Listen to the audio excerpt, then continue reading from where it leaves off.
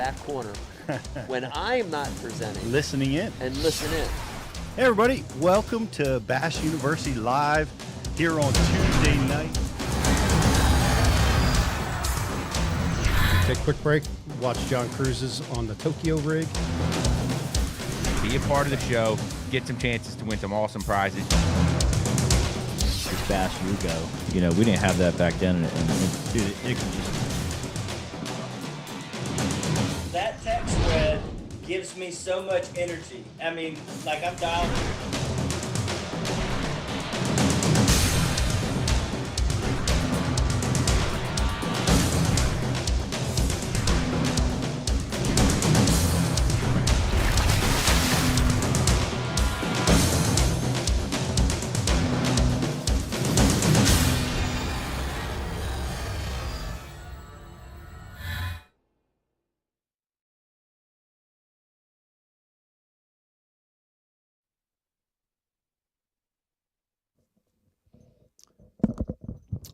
Hey everybody, how you doing tonight? I hope you're having a wonderful Tuesday. I know I am. I want to welcome you to a brand new Bass U Live tonight. And boy, we got a good one for you. I don't know if you noticed the outfit, but I have my Christmas hat on. I have my bells. And we're going to ring in the holidays with an amazing show. Want to introduce the crew tonight. We got a really good crew hanging with us tonight. Let me start with, let's see, here's the 4-box. And, of course, up there in that top left, we got Justin! What's up, man? Bye. How you doing tonight? Man, I'm excited for this one. Excited for this one. We've got I'm too. Mr. AOY. We get to find out some Bass U moments, some stuff that probably hasn't been talked about. Yeah. Season, and I brought some Christmas gifts for everybody. Heck yeah. That is a part of tonight's list. So excited to share the gifts with you guys that make my top 5 for today. Heck yeah. That's awesome. Right there next to Justin on the top row. Alex, how you doing tonight? Handling some IMs for us tonight. What you doing? What's going on? That's exactly what's going on, Mike. Handling the IMs. Brian's going to be helping me out as well. I'm excited to hear from Seth and especially get some mustache grooming tips for him. I've been looking for some on the internet, but nothing too good out there. So I'm excited to hear straight from the source tonight. Word. Me too. Yeah, me too. Word up on that one. Sitting there below Justin, we're not having him in the studio, looking at him on this crooked-ass screen moving. He must be intoxicated already. I can't tell. Brian the Carpenter, how you doing tonight? I'm good, man. I'm hanging out with Axel. He wanted me to stay home tonight, so he's see, there he is. Oh, a dog. That's cute. I love dogs. I'm a dog person and a night person. Just let you know. And last but not least, via Zoom, we've got the one and only Dean Pickwick. Dean, how you doing tonight? Man, I'm doing good. I'm psyched that JK brought gifts for all of us. That's really cool. Yeah. Getting in the holiday spirit. I brought some gifts for everybody. We've got a lot of giveaways tonight for people that call in for great questions and comments, and we have 2 amazing grand prizes that we're giving away tonight's show. So be a lot of fun. That's awesome. I'm looking forward to it. The holiday season, giving, Seth Feider. I couldn't think of a better show. Last but not least, let me introduce you to the other guest in studio tonight with us, pushing buttons, making plays, letting Brian the Carpenter know he is replaceable. The one and only Rizzo. Rizzo, a.k.a. Riz, a.k.a. Rich. Rich, how you doing tonight? I'm doing good, man. Excited for this show. Seth's a buddy of all of us and a great angler. Good dude. Indeed. Great angler. I don't know if Brian is replaceable or not. I don't feel like he is. I don't feel like he is because I still feel a little bit overwhelmed and lost when I'm in here by myself. So we're not going to say he's replaceable yet. But anyway, I'm excited to be here, man. Excited to hear about Seth's AOY season and what where he's at mentally going forward now that he has that title. You know, heavy lies the crown. So excited to hear about that. I am too. And Pete, just to let you know, I'm going to let everybody know watching and listening right now, we are going to corner Seth on a few hard topics tonight as well. And I know, guys, Pete, like to keep their little secrets close to the cuff in their pocket. But for sure, we're going to try to be pickpocketing Seth for a few of those tonight with the holiday season right here. Speaking of the holiday season, and Pete, I want to throw to you, but let me tell you, if you're listening and watching, if you're a male especially, because females tend to be better with this, Riz, you know that. But if you're a male and you're watching, listening right now, and you're saying, oh, shit, I forgot. I've got a buddy, an uncle, a cousin, a neighbor, a guy in my fishing club, my grandfather, my son, a nephew, and they love to fish, and I forgot to get them something for Christmas. Oh, my God, it's 3.5 days away. What do I do? Pete, we got a good solution for that, don't we, Mr. Glusick? Yeah, we do. I mean, subscribe to Bass U TV. It's we got a great 6-month deal where when you subscribe to Bass U for 6 months, we give you a 3-month gift card that you can use, or you can give it away to somebody else that you love, that loves fishing. So perfect. That's what's going on right now. As well as here's something else cool, Mike. We're going to be live in the classroom coming up next month, just a couple of weeks, really. We're going to be in Anderson, South Carolina, and Gadsden, Alabama. If you live within a 24-hour drive of either one of those places, come on down. Tickets are for sale over at thebassuniversity.com. Come and join us. We have an amazing lineup of speakers and topics. We have a blast. You can interact with the pros, get pictures, autographs, and really spend a couple wintertime weekends learning and having a lot of fun with a bunch of fish heads like us, Mike. Yeah, it's going to be awesome. I cannot wait. I'm going to be at Gadsden with you guys and definitely be following along. That's right. I'll be following along in South Carolina as well. And here's the thing, man. Justin, I'll corner you on this one. The world has been strange, and, the whole world's had to adapt to this new thing that we live in. The great thing about Bass U is you can learn at your own leisure. As you know, phone, That's right. tablet, computer, you could be home, right? That's great, and we have that offering, but it feels nice to be getting back to normal a little bit and to be back in these seminars because there is nothing like personal interaction, one-on-one, being there. I can tell you it's something very special, and I'm looking forward to it. I can't wait to give a presentation again. It's going to be nice. Yeah, it's going to be great to have you back in the classroom, everybody. I know me and Rich have been talking about it for what seems like 2 years now, how much we missed it last year. And, it's fun to get to sit back and watch everything we've lined up come together to the great lessons, get to see everybody interacting again, because like you said, that's a great piece. And me and Rich, we can kind of wait around because Rich, man, this year the Hibachi brothers are back. Yes. We're going Hibachi with our pros. That's where we get our interaction. We get some of the best tips ever right there at the Hibachi table. So we can't wait. That's right. Yeah, it's he's my Hibachi bro. It's definitely a different feel when we have the classroom seminars, and it was very well missed. The Zoom seminars, the virtual, that was awesome. Yeah. We had some success with that, and people got access to the pros through that. But being in the classroom and feeling that energy is something that you really can't replace. So seriously, if you're anywhere near Gadsden, Alabama, come hang with us, man. Yeah. We want to see you there. And we're gonna, in addition, Pete mentioned some of the pros. In addition to a great lineup of pros, we have some topics that are mind blowing for these. And if you talk about cutting edge techniques, lures, modifications, stuff that you don't get to hear about, come to these classes. Come listen to these guys talk about them. They're talking about things they love to do. They're giving away the secrets. That's really key at our seminars. I want to give them just a little sprinkle. I don't even know if I'm allowed to do this, but I'm here live on the mic, so I'm just going to go ahead and do it. I'm going to give a little sprinkle of what I'm going to be talking about, my seminars. I'm going to be talking about grass ripping, and it's a technique that if you fish anywhere with vegetation, there's a way to get your lure through that grass that will create reaction strikes.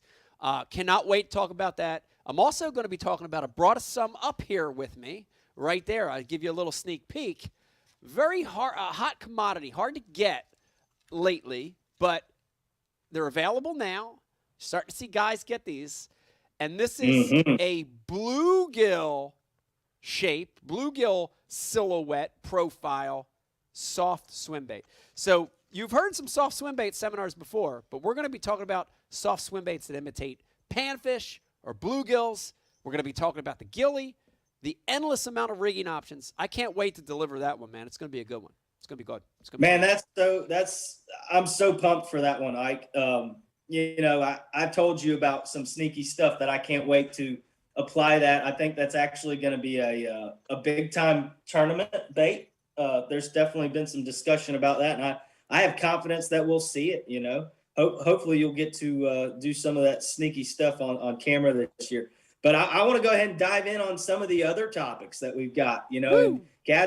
In Gadsden with Ike, you got JT Kenny is going to geek out on spinner baits with us and talk about why color matters in all different types of watercolors. He's going to break that down into about 4 different types of watercolor and go kind of crazy when it comes to blade combinations, skirts, and honestly, he's going to go nuts with it. And then another example, I'm not going to give them all to you, but we got Wes Logan joining us. He's going to talk about fishing that bank grass, some sneaky stuff involved there. Brian Thrift, go big or go home. Know when to upsize and throw Magnum baits. That's going to be a lot of fun. John Murray is going to talk about the Demiki rig, and he's going to talk about the shallow stuff with the tight lining. I know Ike, you fished that tight lining and Demiki rig tournament back in the day. Oh yeah. And we're seeing guys drop on them in deep, super deep water down in my neck of woods. And he's going to go all into that Demiki rig. Matt Herron is going to join our top 5 series. I've got about 4 guys doing a top 5 series for you guys based on seasonal stuff. And so he's going to do a top 5. His top 5 for summertime fishing. I'm really excited about that. It gets you guys a lot of different options depending on the season. Patrick Walters, he's going to be doing a top 5 for pre-spawn as well as a fishing trees seminar. So we know that he plowed them at Lake Fork a couple years ago fishing the standing timber. That's right. But those are suspended fish. The dude grew up on cypress trees, so he's going to cover cypress trees, standing timber, and laydowns, and all these different scenarios to break down how he breaks down fishing trees. So excited about that. John Cruz is going to be doing a comprehensive on the right jig for the job, and the reason that this is a big comprehensive course is that there's so many different styles of jigs out there, from swim jigs to football jigs to flipping jigs to casting jigs. And we can break it down into probably 17 categories if you really want to. So John Cruz is going to go break that down for us, teach us how to select the right jig for the right job. We got GDP in the house. We've seen him throw that Carolina rig in that current when everybody else is drop shotting, and he's going to give us a seminar on the Carolina rig, as well as his unique way he breaks down how to choose a topwater.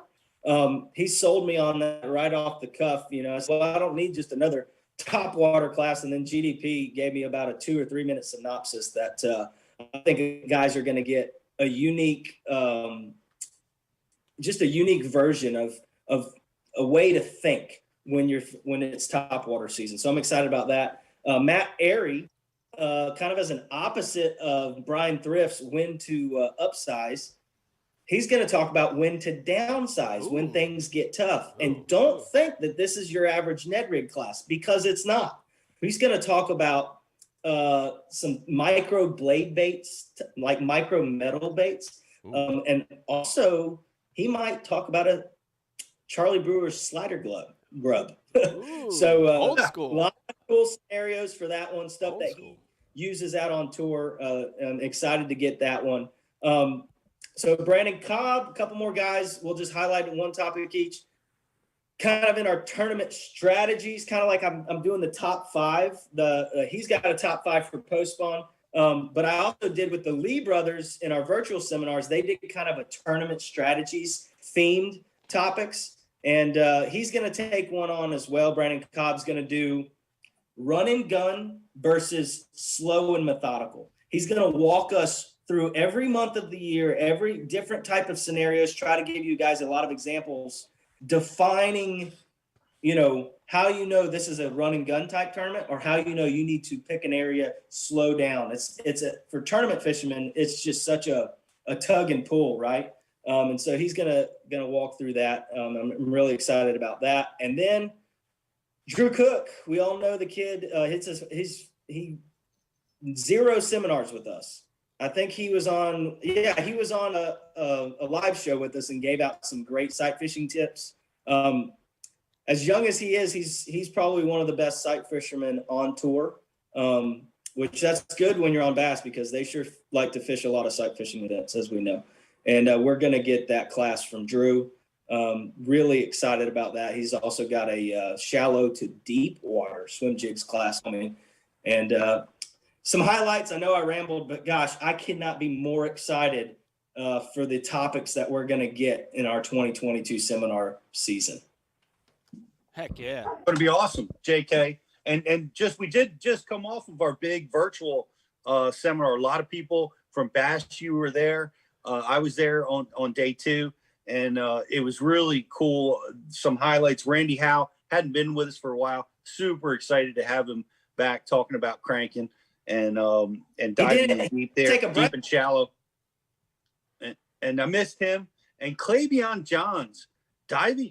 Mike, this was really cool. Dove into brim fishing and dove into the different species of brim and how the green sunfish versus the warmouth versus the other types of sunfish, which it was so in depth. I got to go back and listen again. Some really neat stuff. All that stuff's coming out on Bass U, and we had a really nice highlight. Mike, I don't know if you know, but we got to do a morning session out on Lake Gunnersville. I didn't know that. Yeah, we did on our, after we were done packing up, that morning we got up at dawn and we were out on the water in JK's boat. Some interesting things, because you brought it up, Mike. You talked about ripping grass. Yeah. Right. This is where for me, this is where you made your name ripping grass in the mouth of Browns Creek. Oh yeah. And we drove right past there. That's awesome. We drove. Didn't stop. We drove Didn't right. stop. Yeah. Yeah, we drove right past there, and I was thinking about you, and I was remembering that time, and it was awesome. And we also that same day we popped in on Randy Howe's classic winning bridge, which we just had a seminar from him. So we got to visit that spot, and the bass didn't. We weren't catching the bass too good. JK got us around the Browns Creek Bridge. We were in his boat and got us all around these incredible schools of bait fish, pelicans, seagulls, everything's dive bombing. And he's throwing one of Shane's umbrella rigs. Wasn't that what it was, JK? Blades of Glory. Blades of Glory. It had like 105 baits and 17, blades and hooks everywhere. And, so, and Riz is there throwing a blade bait because he can't throw anything else these days since the Chesapeake, right? It's blade bait season. So he's catching these hybrids, these stripes down there, and their fattest could be 2-pounders each, and they're coming in. JK's catching them 2 at a time on his Alabama rig. And then JK just ties into the monstrosity miscellaneous fish of all time and catches this channel cat, or is it a blue cat? It was a blue cat, right? It was a big blue, yeah. A big giant, I'm telling you, it was over, it bottomed out as 30-pound Rapala scale. Wow, big one. So we don't know how big it was, but it had that Alabama rig wrapped around it 20 times and just absolutely just mangled that, and we got some amazing pictures with that fish, and it was really awesome. But we're getting things back together. And I'm like, well, let me I got this Alabama rig and it's all mangled. Let me try to straighten it out, get all the catfish off of it. And I start messing with it, trying to clean it off in the water. And I lost it. The whole thing, all 150 lures that were on the Alabama rig, I dropped right into the we and it's gone. And that was it. That was like the last cast we got to make. And but it was a blast. We fed a family. Wow. Earl. Crazy. Yeah, we did. JK, we brought that fish up to the bank, and somebody took it. They're going to be eating on that catfish for the next 2 years, I'm sure. Wow. There it is. There they go right there. Wow, that's a big cat. Look at that thing. It came up to my chest, and Riz doubled up on a 20-pound drum right when I caught it. Wow. Miscellaneous mayhem. Yeah, Kings of Miscellaneous. Yeah. Man. Yeah. You got to fight me and Dave Haas for that title. Yeah. Yeah. That's what I'm talking about. It was a blast. That's awesome. We could have sat there and caught probably 100 stripers. That's No, fun. If When we you're had fun to- fishing, I don't mind a little bit of Yeah, that. if we had to do it over, I say we could have just stayed there and just wailed on Wailed stripers on 'em. all day long. Yeah. All right. Well, we listen. would have set a personal record for the most fish each of us would have ever caught in a day. You had a bunch of blade baits and an Alabama rigs. Wow. I mean, they Crazy. were so thick it was every cast. Crazy. That's amazing. The real question is, how many DT6s are you think that are lost or snagged on that stretch of riprap that Randy Howe won on? How many demon color DT6s are down there? That's what I want to know. Any Maybe a guesses? few. So you got to hear this, Ike. So I fished the ABT 100 at Gunnersville, right? And my spot was a good piece. I had to go past the Spring Creek Bridge, right? The last one. And I pulled up there, and there's Swindle on the riprap throwing a red DT6. How about that? As I go through there, I was like, good grief, does anybody try anything new? How unique. Chasing reports. Chasing reports. Fishing reports Well, from 10 years ago.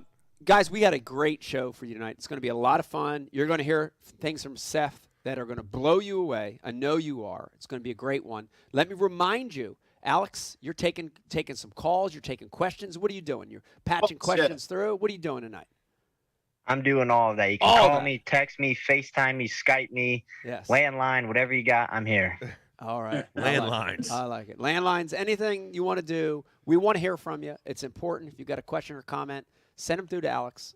He's going to get them posted, and we'll get your questions answered. Yeah, let's go ahead and roll one out, Alex. If you you got some? If you Already? got one ready, we got a DT20 and some missile bait quivers that are going to go out the door here. So we got a question. Let's hear it. Wow. Oh, yeah. Well, this was a good one that came in early on from Dave Carroll. So, Dave, please go ahead and send us in your subscriber number. We'll get you that DT20 and some missile baits quivers. And Dave wants to know, he's asking the board, what do you guys do in a tournament situation to gain confidence when you have little or no time to practice for that tournament? Oh. Throw a wacky rig. Dave, good question. Good question. I know how Pete's going to answer that, and it begins with an S. And it's a no. No, that's a great question. I'm going to let the panel chip in, but I just want to say something real quick, because when you said that, it hit home with me, because I've had many events over the years where you have little to no practice time. And the one thing I can tell you is there are old standbys to me, and we just talked about a few in conversation. And here they go. I'll give them to you. Riprap and bridges, right? So riprap causeways that go across roads, that are dams, that encompass a marina, right? Those riprap causeways always, 100% of the time have fish. As do bridge pilings. I have never met, not once, a bridge piling that I didn't like and want to marry or fondle. Okay? Bridge pilings always have fish on them. The marinas themselves, listen to me, Rizzo, they are always in there. I don't care what time of the year. If you have no practice and you look up on that map, your computer map, or if you're old like me in a paper map, and you see a marina, God, it's got fish in it, I promise you. So, for me, my answer would be fish the old standbys, fish places you know the fish live. Don't worry about running around. Put yourself around fish, and that's going to give you a chance even when you have no practice time. But How can you beat that explanation? I agree. I want to add docks. Docks. You got to add, I want to add docks because, man, you can any time of year you can find a dock pattern of virtually every body of water anywhere. You want to definitely throw docks, but Mike, you said it the best. This year I fished a lot of tournaments with little to no practice. Yeah. And I found myself, and it's a great question that was asked. It's like, the key to success for me was to not run around, is to fish, is to treat your tournament day as a practice day, as your first practice day, and fish thoroughly in the areas, and not run around, fish history, not run around trying to chase some dock talk. Just open up and just fish in relatively small areas like it's a practice day. It's a daunting task, but that it was a lot of success for me this year. But docks, oh my gosh, I love fishing docks. Some people hate it. I absolutely love it. Docks are key. Yeah. So I'm gonna tap in on that here with you, Pete. And you said something there that rung a bell for me in not allowing yourself to run around. And so I had an event this year at Kerr Lake Bugs Island, and one of the things that I did to not allow myself to run around and be an idiot and spin out was, in this instance, I did have some practice time, but one of the things that I did in those practice times is I picked a section of the lake that I knew I was going to practice, and I only put about a quarter or a half a tank of gas in my boat, so that running from the dam to the bridge to the river to the awesome. Trying to see the whole lake in one day, it was not a thing. And then the other thing that I took away from that, and this would be applicable to somewhere if you don't have practice and you're on a body of water, do your homework the night before you get there. Figure out what section of the lake the most tournaments go out of. Figure out what section of the lake maybe the biggest tournament recently has gone out of. And, it's some people are going to bash me for this, but go into an area where that tournaments have been going out of, and there's going to be fish swimming around. There's retreads, obviously. And if you do your homework, you figure out, seasonally what baits should lead you to some success on that body of water, and you're going to be around fish. Man, just get out there and cover some water and get a few bites till you start to feel comfortable, and then roll from there. One bite, 2 bite, 3 bites does a lot for you as far as just being able to settle down and fish, and then put it together once you got some slime on your hands. Yeah. Agreed. Yeah. I want to add one thing real quick. I love both Pete and Mike's answers too, but man, Mike, I'm totally with you on the bridge. If I don't know anything, I'm going to a bridge. But the one thing I will say that I think is more and more overlooked, and they've got to have these at every body of water in America, and I've probably used them to bail me out in tournaments over the last 2 years more than anything, is a lay down tree. Heck yeah. A laid out down tree. The more isolated, the better. But golly, it seems like if my pattern fizzled or whatever, I could pull up to a lay down tree, and I mean, you can get top water bites around them. You can get spinner baits are great around them, swim jigs, and then of course flipping. I caught a lot of fish flipping a Texas rig on them too. So they've been bailing me out, man. And I'll never forget, Mike, you bailed yourself out at a Lake Martin Bassmaster Elite Series. It was either day 2 or day 3. Yep. Your pattern was fizzling, and you kind of turned around, and I think you caught some big ones, filled out your limit, made a check off of a lay down. I always remember that one. Yeah, running pine trees, lay down pine trees, specifically pine trees. But what Justin said, I think, is a good thing, right? When you don't have the time, electronics become less important. Right. We're going to hear a little bit about that from Seth tonight. But when you have no practice and you're just fishing, your eyes become super important, right? Yep. So, Pete mentioned a dock. Justin mentioned a laydown. So the nice thing is there are things you can run once you figure that out, right? Are they on the tip of the laydown? Are they in the heart? Are they on the back of the dock? And then you could go duplicate. You can go run it. If you don't believe me, go back and look at the MLF Cups, not the Bass Pro Tour, but the MLF Cups. Go back in time and look at those events. Yeah. I would say 90+% of them are won by guys using their eyes Back when it and was not their entertaining. Right, back when MLF was entertaining. That's right. Guys using their eyes, not their electronics, because in the cups you don't know crap. Yep. You show up, they show dump up you and, in. Show up and go. You don't have time. You don't have time to idle around for 3 hours like Brian Thrift. You get like a 7-minute ride around. Right. You got a little ride around, and you got to go, and using your eyes on those targets and listening to the fish, that's a big deal. So great question. That was David, right? I think, Alex. Great question, David. You're going to win a little hodgepodge of stuff here, I think. Something or other. Yeah. That's he's going to get a DT20 and missile bait quivers. There you have it. And guys, along with questions tonight, we also got grand prizes going out the door. We got a ton of stuff to give away, so we're going to split it up into 2 packs. They're going to be about $150 to $200 prize packs each. They're going to be going out for Ken Duke trivia questions that we're going to bring in towards the end of the show. Also, during tonight's show, we're going to be doing 2 Gills Gear $25 gift card giveaways. They'll be for questions as well. And there's going to be a Facebook like and share going out tonight as well. That's going to be a $50 prize pack from all of our awesome sponsors here at BU. I just realized I'm not even on camera, so you guys are hearing a ghost talk right now. Apparently. Ghost, the ghost of Christmas past. Just working through the kinks here of pressing the buttons that Brian makes look easy for so long. But we got Seth actually in the queue here, so. If you guys are ready, we can roll into a commercial and then bring him in. Start talking AOY. Let's do it. All right, listen to me. Hang in there with us. Brand new BU. The exciting part's coming. We got Seth Feider joining us. We're going to be talking strategy, baits, AOY win, all that stuff. Hang in there with us. When we come back, more of the Bash U Holiday Special.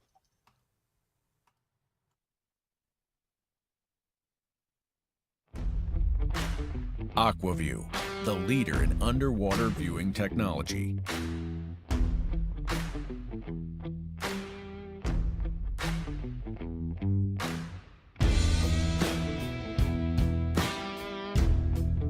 Find what you are looking for.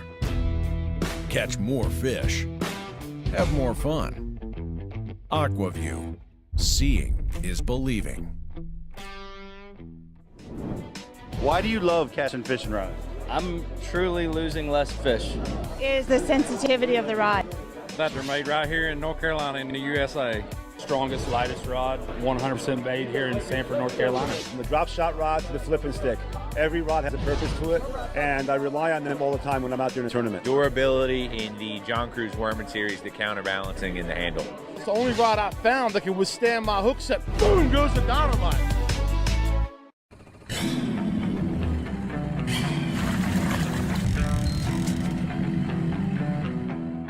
We're different. Some would say obsessed. There's no place on earth we'd rather be than right here, right now. Performance-driven gear, so you can fish longer, harder.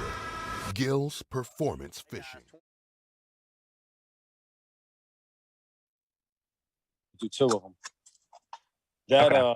That one with that name is absolutely the hardest. So if there's that's just somebody's going to Google it or whatever. Yeah. Yep. Google it. Well, welcome back. Brian's Googling stuff. Hope you're having a good night. It's Tuesday. We've got a brand new Bash U Christmas special for you tonight. And when JK and Brian the Carpenter and Pete were brainstorming, guests, like who could we get for this Christmas special, right? Who could be not only a dynamic guest, but talk about trick stuff, secrets, and all that stuff. And it took those guys about 2 seconds to say Seth Feider. And Seth agreed to come on. I'm excited, man. We've had Seth on a bunch of times on this show, and we've also had Seth on a bunch of times on Ike Live. And every time he comes on, I laugh or I learn something. So cannot wait. I think we got him right now. Joining us now, the reigning BASS Angler of the Year. That's a big deal. I love saying that. Mr. Seth Feider joined us on Bash U. Seth. Thanks for having me, boys. How you doing, man? Doing good. Good. Good to see you, bro. I'm excited to look you in the eye via this camera, or maybe I'm supposed to look you in the eye on this one, and tell you that I get to compete against you again this coming year. I'm stoked about it, man. I'm excited. Yeah. Very excited. I'm glad to have you back. Looking forward to it. It's good to be back. All right, first things first, before we start talking shop here, give our fans and viewers and listeners, give us an update on what you've been doing the last few weeks. We got Christmas a couple days away. You've got kids, you've got a wife, you've got things going on, you've got new sponsor obligations. What have you been doing the last couple weeks? Well, we just wrapped up hunting season, so kind of put all that stuff away, got it buried away. Now I'm starting to dig into fishing tackle, ordering baits. I got a boat coming. I don't know if I'll have a motor on the back of it, but I got a boat coming. And we got between my wife's parents and mine, we got like 4 Christmases. I think we've had 1 so far, 3 to go. And just keep threatening my 3-year-old with how many gifts she's going to get from Santa to keep her in line for the last month. It works pretty well. It does work. Yeah. I know that. Yeah. Bribery. I know that feeling. I do want to say something too, which is, when you get a title like that, when you have an AOY title, and we've had past winners on, Seth with us here at BU and on Ike Live, and they all are sort of still uptight about the win, even like months later, right? So it's pretty far removed, but we'll have them on the show, and you look at them, and they still feel like tense. You can see it. You seem pretty loose. Yeah, it was a good year. Is that how you feel inside, or is that just loose? Yeah, I try to be. It definitely takes a while to set in. I don't think you really it probably really set in like maybe a month ago, and it's been 3-4 months since it happened. So it takes a while to digest it and really look back at what actually happened and what you accomplished. And now I think I kind of grasp it a little more than I did right when it was all said and done. But super proud of it, super happy it happened. And it's something they can never take away from me. Even if I blank every tournament I fish from here on out, I'll still be 2021 Angler of the Year. Isn't that awesome? I know the feeling. It's a great accomplishment. There are Pete. This might be a Ken Duke question. Ken, if you're watching, how many people are walking the face of the earth that have AOY titles? Not very many, right? Because we have a handful of double winners and a handful of guys that aren't with us anymore that have passed, I'm sure. So it's an incredible thing to be a holder of one of those titles, There's not a lot of them. I do hold the Angler of the Year AOY title for the Garden State Bassmasters in 1988. Yes. So 30 members. 30 members. Never forget. No, that was great, Seth, and it really is. You separated yourself. You continue to do it, and it's awesome to watch. And you have your own style, which is really cool. Now, and I'm not just talking about your hair or your stats. I mean, it's like you have a really great way to go about fishing, and it's fun to watch. Yeah. It's fun to watch. We were all rooting for you. So proud of you to win it. Did you get to go on that honeymoon this year? It's coming up. We're leaving, I think, the 15th of January. Nice. What you're going? Are you going to Hawaii? Is that what you said? Mexico. Heck, Mexico. Yeah. All right. For a week right before the season starts. Heck yeah. Well, but it's a little overdue. I think we've been married like 4 years now, so finally getting caught up on that one. That's awesome. You got $100,000 for AOY. You get to have your honeymoon. Man, what a deal! That's great stuff. And we were watching. I was watching you go through this year. It was a thrill. There was some key moments that stuck out in my mind, and maybe you guys all have them too. But one of the funnest moments, of course, I love Lake Champlain. I know you do too. Oh yeah. But it was so cool to watch you jack those fish out from under those party boats that were in that cove. I mean, they pulled in, and like 5 minutes later, you start pulling 4-pounders out from under them. Yeah, that's a cool deal. Most of them were pretty friendly and cheering me on. There was one kind of party pooper lady. She actually ended up leaving, which I was really disappointed because I went and I caught a smaller one, maybe a 3-pounder under a boat, but like a great big giant one came out, followed it. And then I was working my way through that area, and she yelled at me when I was fishing there. And I went back to go to the boat where I saw the great big one. They left. They had enough, so I was a little bummed I couldn't track that one down again. But away she goes. Yeah. What was she hollering at you? What was she saying to you? She was just mad about how close I was fishing to her boat. She didn't understand why I had to be so close to her boat, and I tried to explain to her that the fish were under her boat, but she didn't get it. Everyone else there was really awesome. They were like cheering me on. Some people were like hanging over the sides of the boat watching. They're like, "Oh, he's coming up. He's gonna eat it." Yeah, it was cool. What they could see the fish? They could see him coming up on your bait? Yeah, one group, one boat for sure. They had like a bunch of them under there, and I caught maybe 3 or 4 off her boat, and she was all jacked up. And then I'd leave, go fish some other boats. I'd turn around, she had a rod out, she was casting. So it's pretty cool. Teaching on the fly. Teaching on the fly. It was on the fly. Get it? The hair jig, the fly. Yeah, on the fly. I loved it. That was sort of. I get it. Joke. I do want to mention something about that though, and I watched that one myself live, and what amazing coverage now. And what I wanted to bring to light is how, like in today's age of fishing, Pete, right? 2021, it's hard to keep secrets, and it's hard to retain anything. It's like I remember, early on when the events weren't live, you could sort of hide stuff. And even as far as like I know guys like Nixon and Brower would go and say to the camera guys, I don't want you recording this. Or then they'd go to the production guy at the end when they came back and said, don't show, it was a very secretive world. But in today's age of bass fishing, dude, it's amazing to watch it. Yeah. It's I almost like cringe a little because I love it because people are learning and they're getting to experience it. But it's like, God, the next time it's post-spawn smallmouth fishing on Champlain, there's going to be a boat on every isolated pontoon, on every isolated swim dock. Every green can out in the lake is going to have 30 boats on it. So does that part of it bother you at all, Seth, or does it just go with the territory?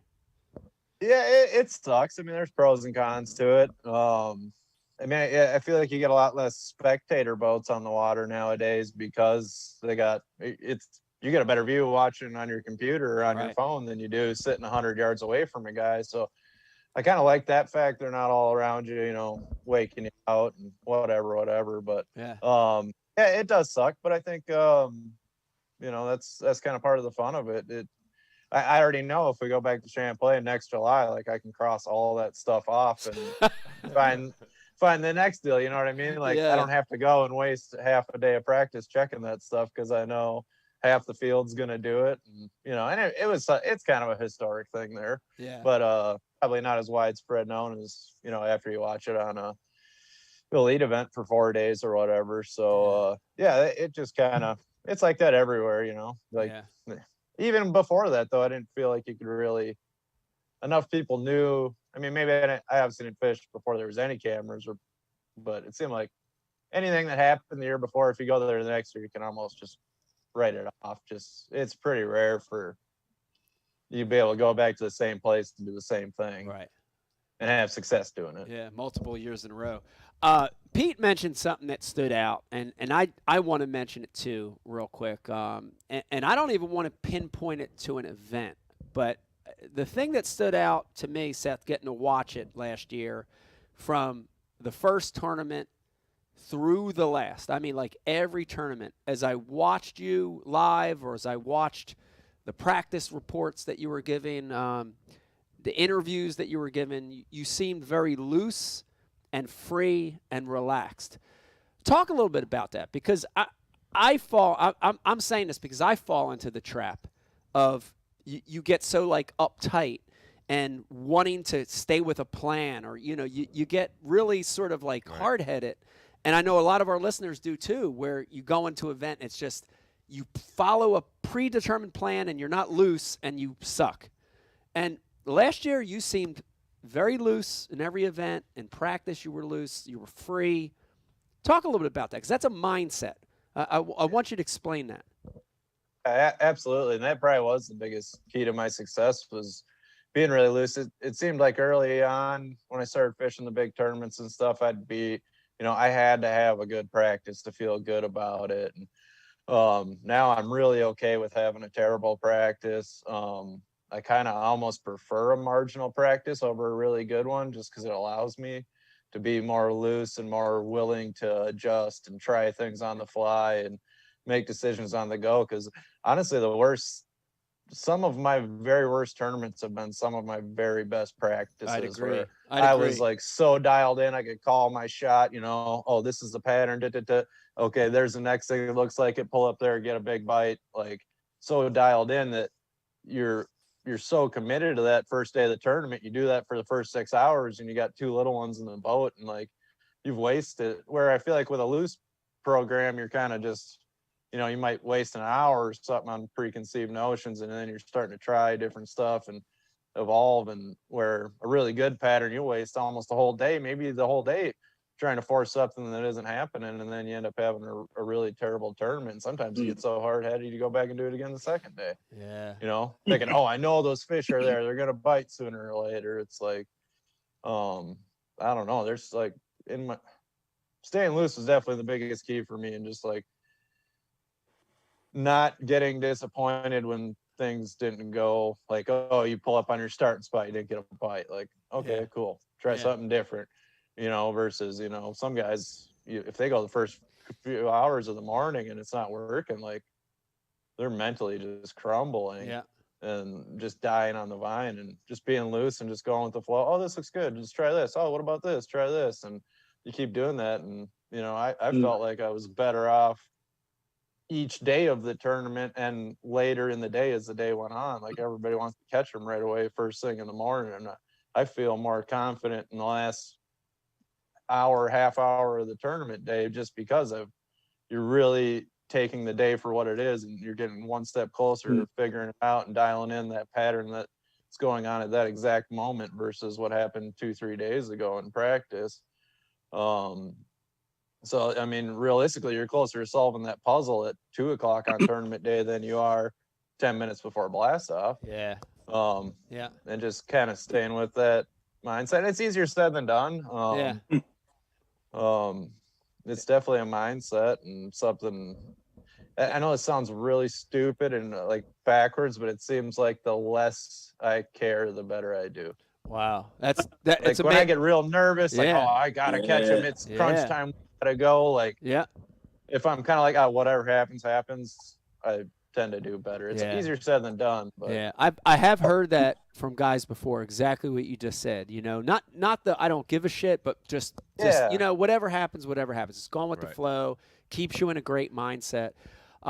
It's hard to do, though. It is hard to do. Like, watching you last year, that was the epitome of what you should do every tournament. But I think by default, human nature, you get caught up in that other stuff.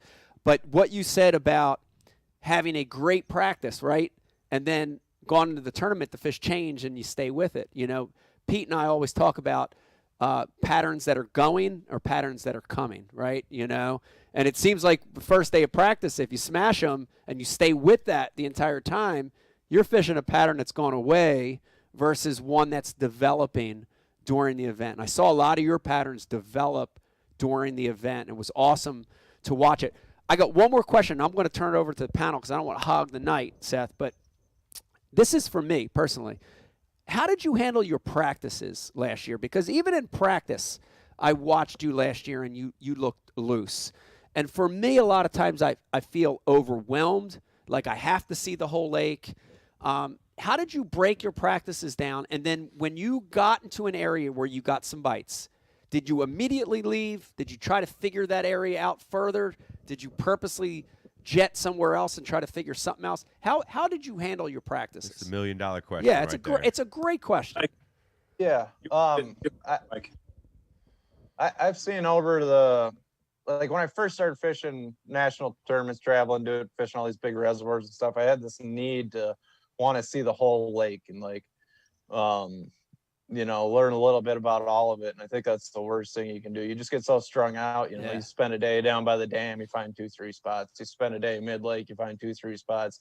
You spend a day up the river, you find 2-3 spots. And now come tournament day, you're going to want to hit all those spots, and you're running 10-20 miles between spots, and like just really not being very efficient. And I've learned that it's much better to really learn a small section of a lake or a river system versus knowing little to nothing about the entire lake. Yeah. And a lot of the stuff as far as getting bites and stuff go, I really don't like overfish an area. If I get a couple bites, I might not necessarily leave that area, but I'll do a lot more just like looking, maybe just crank the trolling motor up, or idle down the banks or whatever, and be like, oh, there's a nice patch of grass, or there's a nice lay down, or a nice little stretch of riprap bank or something like that.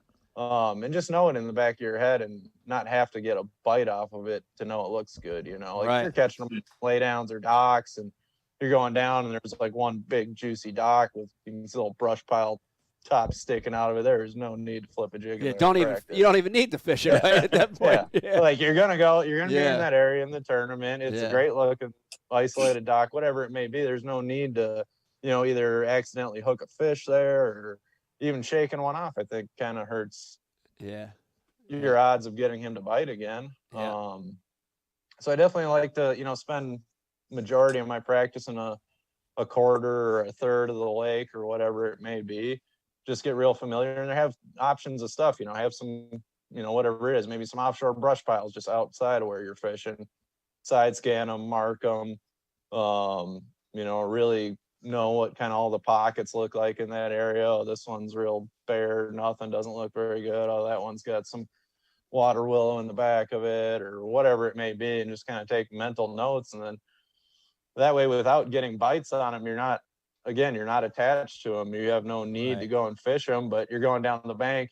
Say you were catching them all on swimming a jig in the water willow, and then you come up, you're fishing your best stretch, haven't got a bite in it. There's a lay down, you pitch a jig in it, you catch one, and you go, oh, 2 pockets down on the right, there's a really nice lay down. Crank the motor up, run, hit it, and you catch one. Versus, getting so dialed in on something and just kind of skipping over the stuff. Yeah. I love that strategy because it's forcing you to stay free in the event, and I think it's a great strategy. I'm guilty of wanting to catch them in practice because I like catching them, and I've practiced with Brian the Carpenter enough that he knows that it's hard for me not to set the hook because I like catching them so bad. I know over the years it's probably hurt me a little bit that I set the hook too much, but I know we've got a ton of questions already coming in. Alex, what do we got? Let's give a couple good ones to Seth. Yeah, absolutely, Mike. The questions are flowing in on all of the message boards, guys. Keep them coming. We'd love to keep hearing from you. So, Seth, the first question we're going to throw to you is from Ryan W. And Ryan wants to know what techniques you've transitioned over to using braid to fluoro leaders on your bait caster side of things. Everyone's seen you doing that the last couple of years, and we want to know why and what techniques you're using that for. Great question. It's basically going to be all my flipping with the exception of punching. Even light pitching, skipping, docks, and anything like that. I will do it a little bit on a swim jig if I'm fishing like clear water docks, but usually that's straight braid for me. But I do a lot of, flipping and pitching a jig or a Texas rig. It's not a tournament goes by, I don't have a couple of those set up. So obviously all my spinning rod stuff, but for the flipping stuff for me, it's just it's the best of both worlds. I have a zero stretch line with the exception of my last 10 feet, and I have the invisibility of fluorocarbon. So I'm getting all the bites I can because I got a fluorocarbon leader, and then I have all the power of braid and the hook set ability of braid, and it allows me to go down to a smaller rod too. Because like if I was gonna flip straight fluoro, it would be 7.5 heavy action rod, and now I'm flipping a 7-foot medium heavy, which doesn't sound like a drastic difference in weight or something, but if you're gonna lock a rod in your hand where you're pitching it around all day every day, it makes a huge difference, wear and tear on your body. Then I'm not respooling every night either. It's boom, one little FG knot and a new piece of line, and I'm ready to go. So it's a lot of things. I think it's best of both worlds, and just makes me more efficient when I'm rigging up and stuff. Yeah, we see a lot of guys gone to that now, Pete. I see Hunter Shryock and a lot of the elite guys gone to that setup. I'm curious, Seth, real quick. What pound tests? What's your typical setup for pitching and flipping from your pound of braid and your pound of fluoro? Usually either 30 or 40 pound braid, and then 9 times out of 10 it's a 20 pound fluoro leader, sometimes 17, sometimes if it's crazy nasty I might go to a 25, but 9 times out of 10 it's 20 pound for me. Gotcha. Yeah. Oh, great question, Ryan. What's he going to win, Riz? What are we sending his way? Yeah, so for that question, Ryan's going to win himself a $25 Gills Gear gift card. Big shout out to our guys at Gills, keeping us protected in the sun all summer long. It's a great question, and it's honestly such a it's for me the braid to fluoro. I'm not there yet as far as the confidence to be able to do that consistently. Yeah, but I can absolutely 100% see the effectiveness on it. Like when you make a long flip or something and you don't want that stretch and positive hookup, positive connection. It's the deal. Seth, how important is the FG knot to that setup? Like, can you get away with doing it with the crazy Alberto or the uni to uni, or is it absolutely you have to have the FG for that deal? Yeah, or Pete's dirty knot. Pete's dirty knot, right? I haven't tried the Pete's dirty, but we're gonna try to keep it that way. Yuck. Yeah. From my experience, I think the FG knot is crucial to it. I put it this way: if I do break my line with an FG knot, it won't be the FG knot. It'll be my knot to my bait or a weak spot in my line. I have yet to break an FG knot. So that's a lot of confidence for me. And then another tip is you just got to back that drag off just a few clicks. You can't fish lock down drag on braid to leader setups. You will pop your fluoro. It's just too much at once going to a small piece of fluoro, but it's fine. If my drag slips a little, I mean, he's hooked, like no worries getting off. And another thing, it allows me to get away with some kind of half-ass hook sets, really. Not that I'm trying to do that, but we've all had that before. You go to hit one and it's swimming at you a little more than you thought. You kind of don't really get on them until you're right here. I can land that fish with braid to fluoro. And if it's straight fluoro, I do that. I'm going to get a few cranks on him. He's coming off. Yeah. Like, Oh, God, I hate that feeling. Yeah. It's just kind of it lets me get away with more air. It's a great hook set, really. That's a great point. What a good point. On your fluoro? Say it again? You said 10 foot on your fluoro leader? Yeah, about what I do is I tie my FG knot, I reel it into my rod till it gets to the last guide right above my reel. And then I'll take my leader, pull it down to the end of my butt of my rod, cut it off, and then I try to line my knot up with my bait about even with my reel. So whatever the length from that first guide to the tip and then back down to the reel, it's probably close to 2 feet. How is that with flipping and pitching? Like a knot can be a problem when you're target pitching.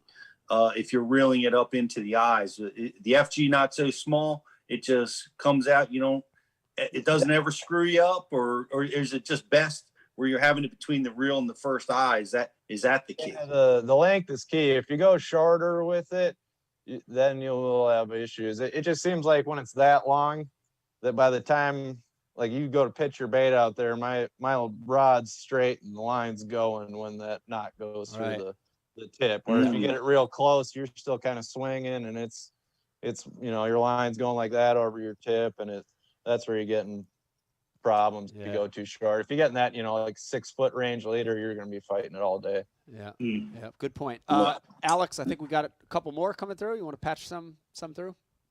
Absolutely. Yeah. The next one is going to come in from Fat Chris, our guy. And Fat Chris, you're also going to win a $25 Gills Gear gift card. So send us in your subscriber number and we'll be sure to get that out to you. And Seth, Mr. Fat Chris would like to know, do you have any secrets, tips, tricks, anything you could share with us about stroking a tube? Oh, Fat Chris. In a tube. Man. That's something I don't really do. I throw a tube a lot, but it's almost always on a flipping stick. And then I'll throw, smally tubes, like them little 2.5 inch ones, and that's kind of all dragging. Zona's kind of the king of the tube cracking. He always whoops my butt doing it. So he whipped mine too. That's a better, that's a better question for him. That's a good. I'm glad you said that because I don't feel as bad now. I got to film with him, Seth, up on the mouth of Detroit River, up on Lake Erie this fall, and he absolutely pummeled me. Snapping that tube, or what's he called? Whatever he calls it. Cracking. He calls it cracking. I call it snapping. Amazing technique though. And so Zona's the man to ask about this, but I will weigh in because I watched him a lot after he got 20 up on me. And it's interesting because he was using a really heavy head even for a smaller tube, right? And it was probably just a regular, what I'd call 3 or 3.5 inch thin wall tube. But I bet you he had a 3/8 or it may even been a 1/2 ounce tube head in there. And, it was really like a reaction bite, like you would do with a bait caster with a jig or something. And he would just, pop his rod tip almost like poop, poop, poop, like 2 or 3 times, like really hard up. And then he'd watch that tube as it fell, and a lot of those bites would come, I guess, as that thing spiraled back down and a super effective. I think a lot of times, especially now, guys are like, man, drop shot, max scent, that's it, right? They get single-minded or Ned, single-minded. I think a lot of those techniques like that, I think there's merit and I think they're coming back around. So one other thing, Seth, while we're talking about tubes, and you were going to get cornered tonight on a couple of these, right? You know it. It's BU Live. And like Ike Live, you got to tell the truth here. I know something, I know a secret that you've been doing that I saw it years ago, tied on one of your rods. I took it home and tried it, and I hardly ever fish a tube without this technique anymore. If you want to, I'd like you to. Do you want to talk about that ringed hook a little bit? Because it's really special. I mean, it does something. It makes the bait do something that it doesn't without the ringed hook. Do you want to talk a little bit about that? Yeah, absolutely. Okay. And I use it for more stuff than just a tube. Yeah. I mean, pretty much most of my Texas rig flipping, I use it's a BMC heavy duty ringed wide gap. It comes with, it's basically your normal extra wide gap hook, but it has a solid, it's not a split ring, but it's a ring welded on top ring of it that tie your line onto. And it's something I really kind of like it mostly for the hookup percentage, and I can't really explain how it hooks them better having that ring on there, but it definitely lets your bait fall a little more action to it. It's a lot more free, almost like it's not connected, because when you tie a knot straight to a hook, it really kind of takes a lot away from the bait. And especially when you're skipping it, like on a regular EWG, if you make like a hard skip under a dock or under a bush, sometimes your knot will get kicked to the side, and that ring eliminates that. It's always going to fall with your line straight every single time, so you never get that little kink in there. And it definitely does something special with tubes, but I use that hook on it almost everything I flip, with the exception of punching. There's something about having that joint in there, that looseness in there, and hooking up. Like, it seems like when I straight tie to a hook, like it kind of like hits and slides until it, like, I don't know how to describe it. It seems like I hook a lot more fish closer to the lip with a straight tied EWG. And with that ring down there, it seems like I get way more fish, back in the cheek meat, or, way back in the roof of the mouth. And I need pliers to get a lot of them off. That's really where I started noticing it more so than what it does to the bait. But like, literally, almost every other time flipping with a regular hook, you can just grab them and it just pops out, or you just get one little tap and it comes out, and it's like, maybe a quarter of the time with that setup, I got to grab the pliers to get the hook out, just because it's like weasel. I think it just takes the path of least resistance, and it just seems to get hooked in that really good meat in the top of the mouth and in the cheeks, that stuff where you you're never going to lose that fish if you don't break them off. And that's really why I got it drawn to it, was more like the landing percentage side Strike of things catch. than anything. That's awesome. That's a good one, Pete, because that one I didn't pick up on. I've noticed the increased action on baits, especially at tube. But man, what a great tip. And here's the thing, Pete. I don't think a lot of guys are doing that. I mean, honestly, Seth, I think I know there are a handful of you guys doing it, but there's not a lot, and that's a great little secret. Yeah, that's a good one. When I talk to DQ, he's always like, Seth is throwing this hook, and he's telling us about it and it getting me excited about it. But I haven't done it yet. And the strike to catch thing, man, when you're speaking my language when you start talking that, because that matters to everything. But I want to go back for 1 second. KVD is cracking the tube on bassu.tv, guys. So if you haven't seen this technique and you want to learn it, we've got KVD out on the water demonstrating exactly how to do that technique. So it's available right now over on Bassu TV, as are a lot of Seth's videos. You do such a great job in the classroom with us and on the water, and we appreciate that. I wanted to ask you a question, and I want to give Justin a chance to weigh in too, because he's got some great Bassu questions lined up for you. But one of the things that I wanted to ask you was, this year, guaranteed you had adversity, right? You had an obstacle that was probably impossible to overcome. Practice didn't go well. Your tournament's not going well. You had to dig in and make an adjustment and do something special. Looking back at the year, what are you most proud of? What is that one tournament or one day or one situation where you're like, oh man, I'm going to lose it. It's over now. And you dug in and somehow, figured out a pattern out of nothing. The thing, a lot of those were kind of in the early parts of the year. So like, it wasn't really AOY was on my mind, but you always want to have a good tournament. Probably that Pickwick tournament we had. I had one of them deals we were talking about, like one of the best practices of my life on Pickwick. The water was low, it was clear. I was throwing a chatterbait in the submerged hydrilla, and I had found a bunch of groups of fish, and they were like the right ones too, like 4 to 6 pound fish. And I was amped up, could not get ready to go out there. And then we got like, I don't know how much rain we ended up getting, but either way, the lake came up 8 feet or something like that. Good Lord. Yeah. Like I knew, like I was fishing, real pretty high drill in 4 feet of water. And I started on it anyways, just for shits and giggles. I made like 2 casts. I was in like 10 feet of water, and you could see on like half all the high drill was just like glued to the bottom. Like it was just raging current through there. And I just made like 2 casts and pulled my trolling motor up and just kind of started over, like going to a flooded, river system, getting back, trying to get out of the heavy flow, stuff that wasn't blown out, trying to get to bank places and just figure it out. And that was really a fun tournament. It was like 0 practice for anyone. And I was kind of surprised. A lot of guys still ended up catching them good, kind of out on those bars and stuff. They got tucked behind some islands and stuff like that, but I just went straight river rat and getting up in the bushes and sneaking into little places I'd eyed up on Google Earth and stuff like that, because it got canceled for a couple days, so we had some time to think about it. And it definitely took me a while to find some fish, but it ended up being one of my, looking back, not one of my best tournaments. I think I finished like 25th-ish there.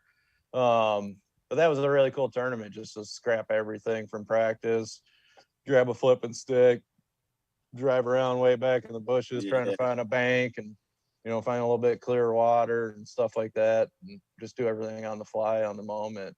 There's a lot of guys that tournament hurt really bad just because they couldn't really go figure it out on the fly. A lot of local guys too. Like I looked at that one, and a lot of the names at Pickwick that before that flood event came, you looked at the fantasy list or whatever, and you looked at it and you're like, oh my God, dude's gonna whack him.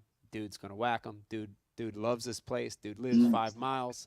a lot of those guys struggled. And I think you hit it on the head, right? I think it's sometimes, man, it's so burned in your mind, you know, where they should be that time of the year. You forget what's happening at the moment, you know, and you saw a few names there that should have caught them that didn't, you know, for sure.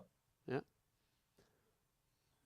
JK, I know we talked earlier about, you know, some stuff for Seth, and you prepared some stuff. Why don't you roll out what you have? Yeah, I mean, I think that you know, I think there's a Bash U moment probably in every single one of you know, Seth's finishes here. I mean, he had no finish worse than 29th on the season. It was such a strong, spectacular.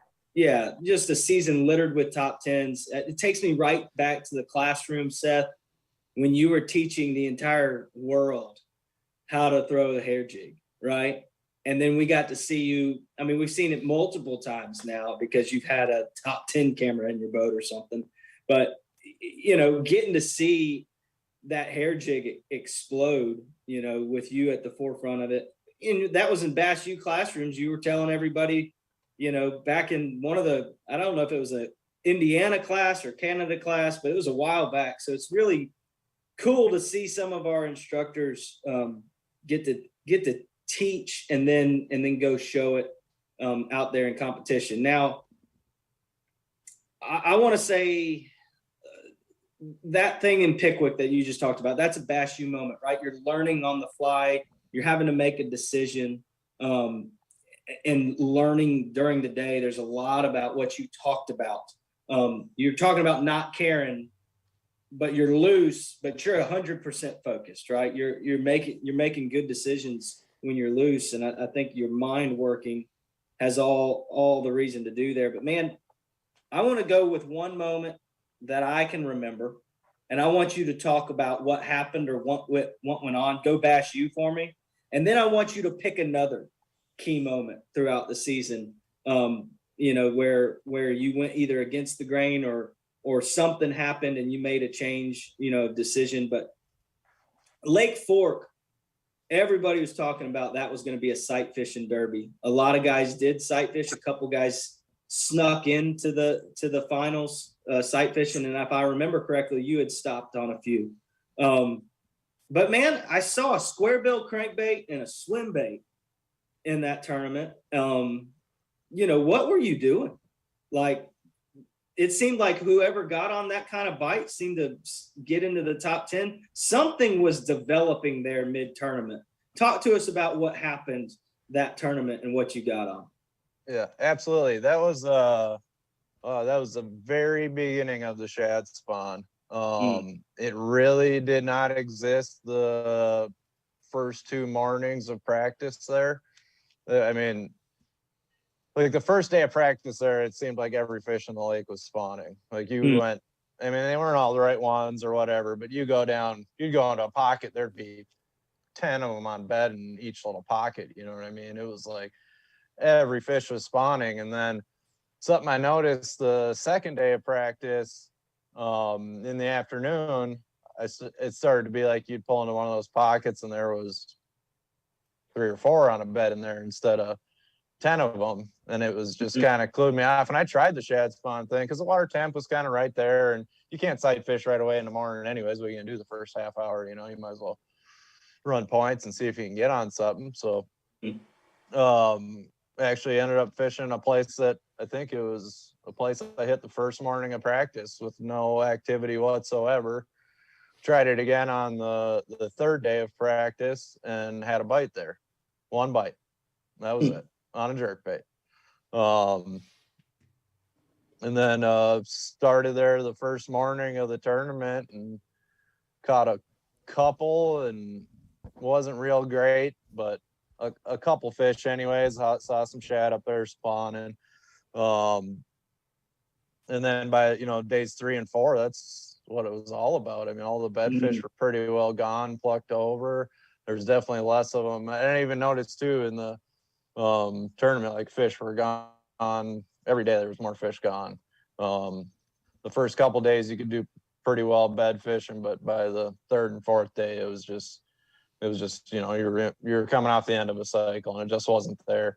And really kind of lucked into that shad spawn deal. I think a lot of guys, they tried that the first couple mornings of practice and gave up on it.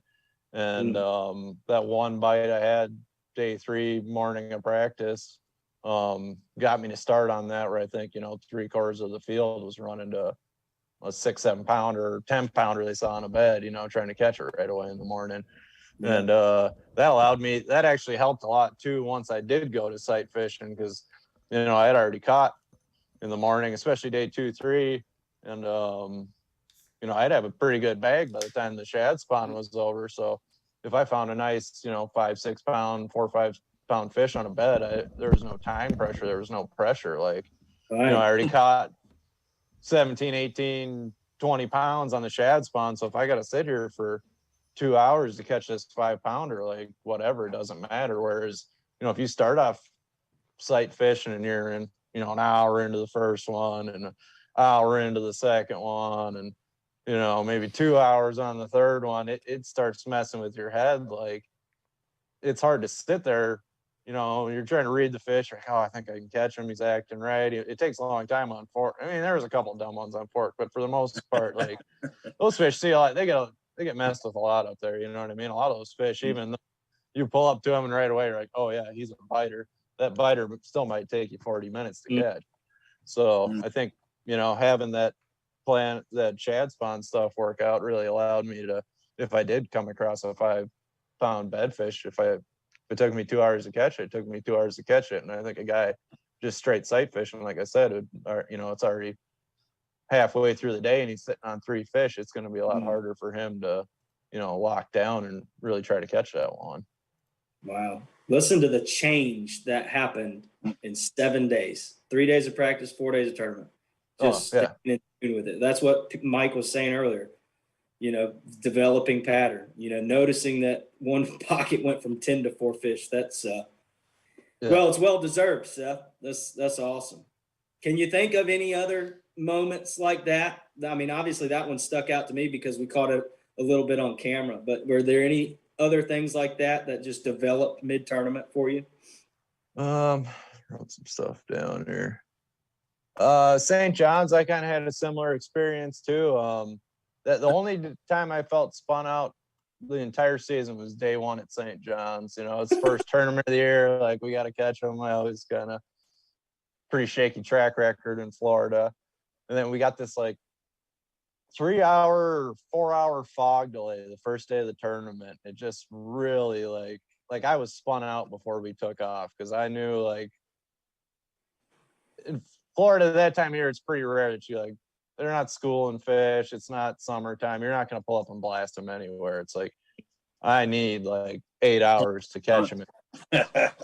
So we already started off with 3-4 hours gone right off the bat. I'm spun out. I'm running through these areas where in my head, I'm pretty sure they're spawning, and I'm like burning a chatterbait around with my trolling motor on 80 and like can't force myself to slow down. And I don't even think I caught a limit the first day. I think I caught 4 fish for, 8 pounds or something really bad. And the second day, I finally got in that good Florida mindset where I was just super slow, methodical. Like, I couldn't see any of these fish. Like, I was fishing ended up catching most of them out of canal, but it was, 3-4 foot along the seawall in that black water. You can't see anything.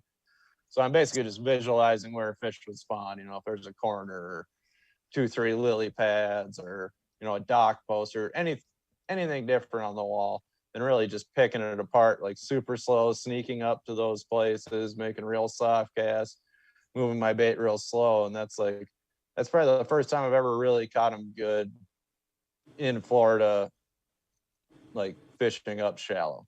I've had some whatever out in the hydrilla and punching and stuff on like those little lakes, but like on a tournament lake, that's probably the first time I caught them really good in that early winter period. And huge confidence boost for me. I had a good second day. Day 3, I really pounded on them. Day 4, not so much. I think I kind of picked my area off, but I just remember like the mindset I had from the first day of the tournament to the second day was just super drastic, going from just absolutely spun out. I was spun out all day on day 1 before we even took off. Yeah, it was like gut wrenching, and I couldn't do anything to fix it. And And day 2, I literally just locked myself in and just slow picked everything in there and locked down. I guess it wasn't a super big change, but definitely a mentality and a pace change to catch the fish. I just went through that area way too fast on day 1. And you finished 3rd in that event. I did. 4 fish for 8 pounds, and you ended up. That's how Florida is. You know, I had big bags on day 2 and 3, and it's pretty rare for so more than one guy to catch 4 days in a row in Florida. There's always that one bad day in there, it seems like. Yeah.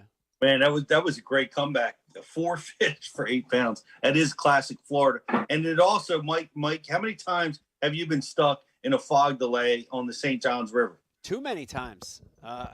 Probably. What is it with that place? I don't know. It's that time of the year, it's the river temperature versus the air temperature. I don't know. It is. Seth used the word gut wrenching. I've been there many a times. I've been there knowing I had to lock into Rodman, watching the hours tick away, and I know that feeling. I know that feeling, and it sucks really bad. Can I say sucks on BU Live? I know we don't curse here, so that's okay. I did want to ask something, Seth, though, about I was there with you as you were talking, visualizing that second day and how you slowed your pace. Did you shut your electronics off totally in that situation? Were you worried about the electronic noise, the pinging, or were electronics important to you in that canal? A little bit. I'd turn my deucers off on everything, leave my map on the front, and actually it's some things I had noticed in practice, and I noticed it more so the second day of the tournament when I really slowed down. But if I zoomed in really close on 360, I could actually see a few of those beds along the wall. And then I would just kind of make a mental note of it, like, oh, there's the post. I can see the bed. It's right to the right of that mental note. And then, halfway through day 2 and all day 3 and day 4, because I'm fishing the same set of canals for 3 days in a row, you get pretty intimate with it. Like, yeah, I can remember, like, right by there's that, right by there's that. And so the 360 actually showed me a few beds that they weren't in real obvious spots. Like, the corners were obviously really good. Anywhere there was pads was obviously really good, but it showed me a few of them that were either just on straight wall or actually out in the middle of the channel off the edge of the dock piers. And so I ended up catching some fish because I could see it. And then I think day 3 was my best day in there. And I ended up catching a few of those fish that I know I had fished before. But day 3, we had this really light rain. And I don't think it changed anything other than I think I was able to sneak my bait on them. Because, when it's flat, calm, and sunny, I don't care who you are pitching, for Florida bass, you can make the lightest, softest little pitch in the world. They're still going to know that bait fell in there out of the sky. And I think that one day we had that little rain. There's one in specific I could remember that I had fished quite a bit. I saw it on the 360. I'm sure that fish was there the whole time, but ended up being like a 7-pounder. But it was raining fair, nice light, little misty rain, and I made that same flip I'd already made 20 times in the last 2 days in there, and I think that rain just allowed my bait to get in there without him knowing it. And, but without the 360 and remembering where that was, it wouldn't have been anything I really went back to multiple times. The 360 is huge. I love it. I know you use it. Did that play a role in your other tournaments? And and what about Mega Live? Did you incorporate that this year, or is that new to you, or how are you using those tools? I would say the only other tournament I used my graph set, I got it all kind of semi-noted here, was fishing the Champlain Smallies. With the Mega Live, I could see them sitting on those chains. I could see the way they were reacting to the bait, and then underneath the boats too as well. I could I'd take out I'd fish one. I'd have I had a drop shot, a Ned rig, a wacky worm, a hair jig, maybe a jerk bait on there too, but I'd make like one cast at that chain or whatever with a whatever. They wouldn't react to it, nothing would move. I'd grab my another rod, make one cast. So I'd grab a different rod, make one cast with it, grab a different rod, make one cast with it, and then, catch one. And that live allowed me to really see how they're reacting and see where they're sitting in the water column too. Like if they're in the top 3 feet, I'd catch them on a hair jig. If they're halfway down, I'd catch them, on the drop shot. Or another thing I noticed, I wasn't able to, with the drop shot, if I moved my bait, they wouldn't eat it. So, I could see the chains real easy on the live, and I'd throw a drop shot over to it, watch it go to the bottom, and you'd see them come streaking off the chain and run over to it, and you could watch them looking at it. And if I moved it, they wouldn't bite it. So basically what I did on the drop shot is I'd watch the smallmouth swim off the chain down to my drop shot. And I would just leave it sit there. And then once I saw the smallmouth turn and leave where my bait was, I'd reel down and I'd either have them or I wouldn't. But if I started shaking it, they'd immediately just swim away from it. So it was kind of, I could dead stick it, but still know like exactly what was going on, if that makes any sense. Like couldn't feel the bite or wasn't working the bait, but I knew as soon as he started swimming away from my bait, where my bait hit the bottom, he either had it or he was gone. I got a follow-up question to that. All right. So this is a question I've been doing a lot, catch a lot of drop shot fish down here in Lake Lanier and spotted bass land and stuff. So I've noticed different behaviors. Did you, when you dead stick it, you pitched it out there, did you leave your line completely limp, or did you kind of try to tighten up just a little bit and leave a bow in it or anything? No, I was using a floating plastic, so I just went absolutely limp with it. I was drop shot one of them little Z-Man trick shots, and it was calm enough, and I had enough control with the live. I really had a good feel of when one was looking at it and when he was leaving. So I just wait till he started swimming away, and I'd reel down like I had a bite, and if it got tight, I pulled. If not, I just reeled it in and grabbed a different bait. Awesome. That's good stuff. But I have noticed like drop shotting fish a lot more in the last few years. Like maybe 5-10 years ago, I used to just shake the shit out of it. That semi slack, just bouncing, not really, moving the weight a whole lot, but just, getting that worm to quiver a ton.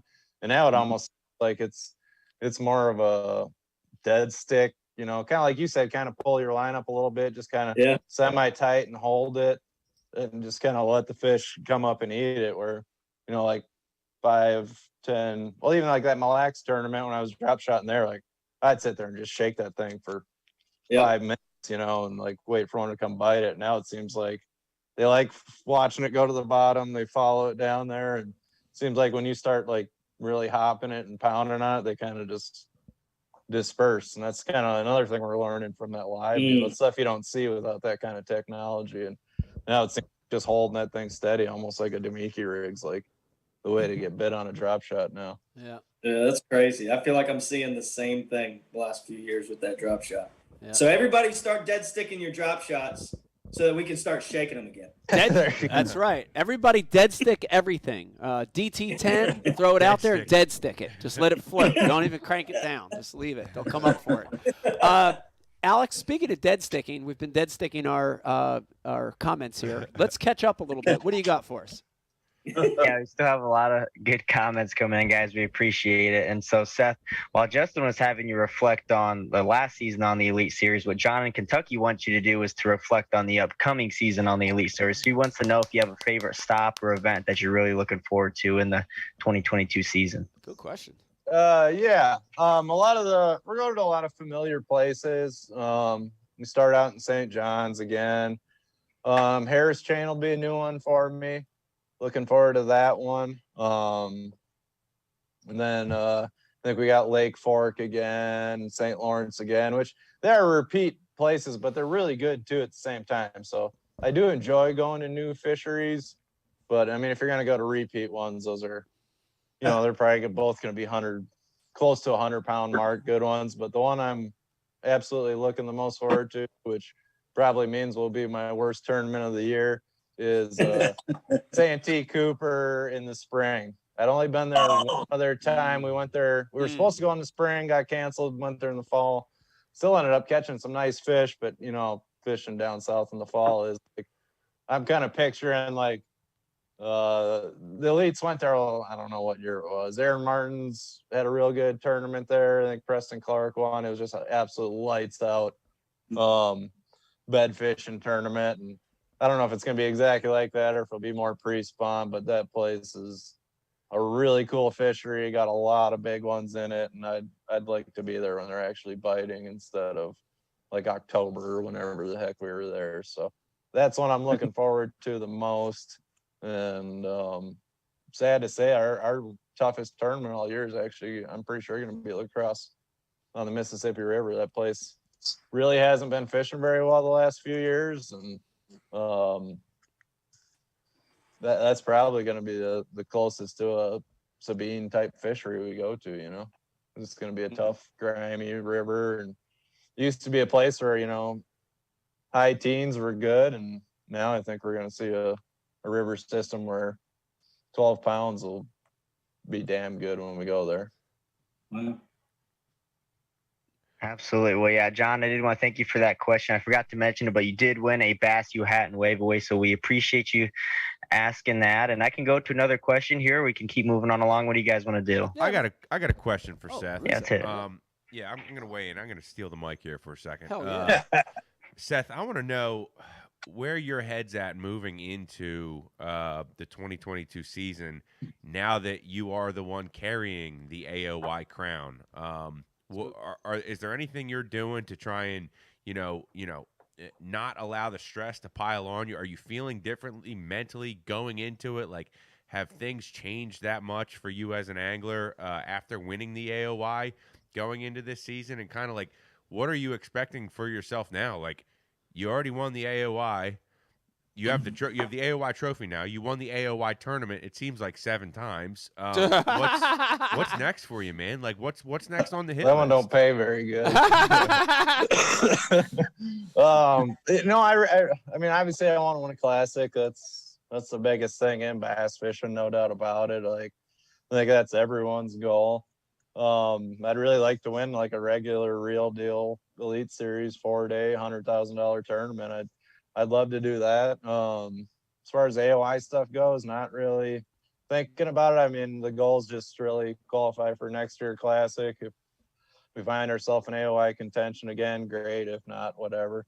But I'd really like to win some single standalone events. And I mean, obviously the classic's cool, but you only get one crack at that. So we got 9 cracks at a big blue trophy the rest of the year, and I really want to win one of those. I think I'd trade, a little lower in the points and a win versus, being in that top 10 in points or whatever. I'd rather finish, 30th in the points and win one than hard to win.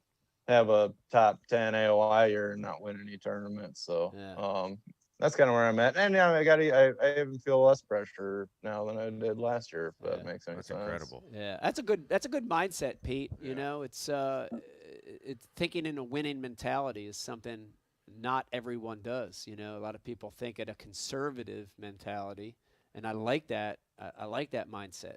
Try to win, and it's so hard to win, right? It's hard to put yourself in a position to win, let alone win one. Like Seth, last year, you made it look easy, right? Things were rolling. They fell into place. I had a few years like that in my career. But most years, it's hard to just put yourself in a position to win, right? Being within 4 pounds on the last day. That's always kind of been my measure in most tournaments, right? It's hard to put yourself there. So it's a great mindset. I agree with that. I want to jump in and say, I will tell you, I'll give you some advice.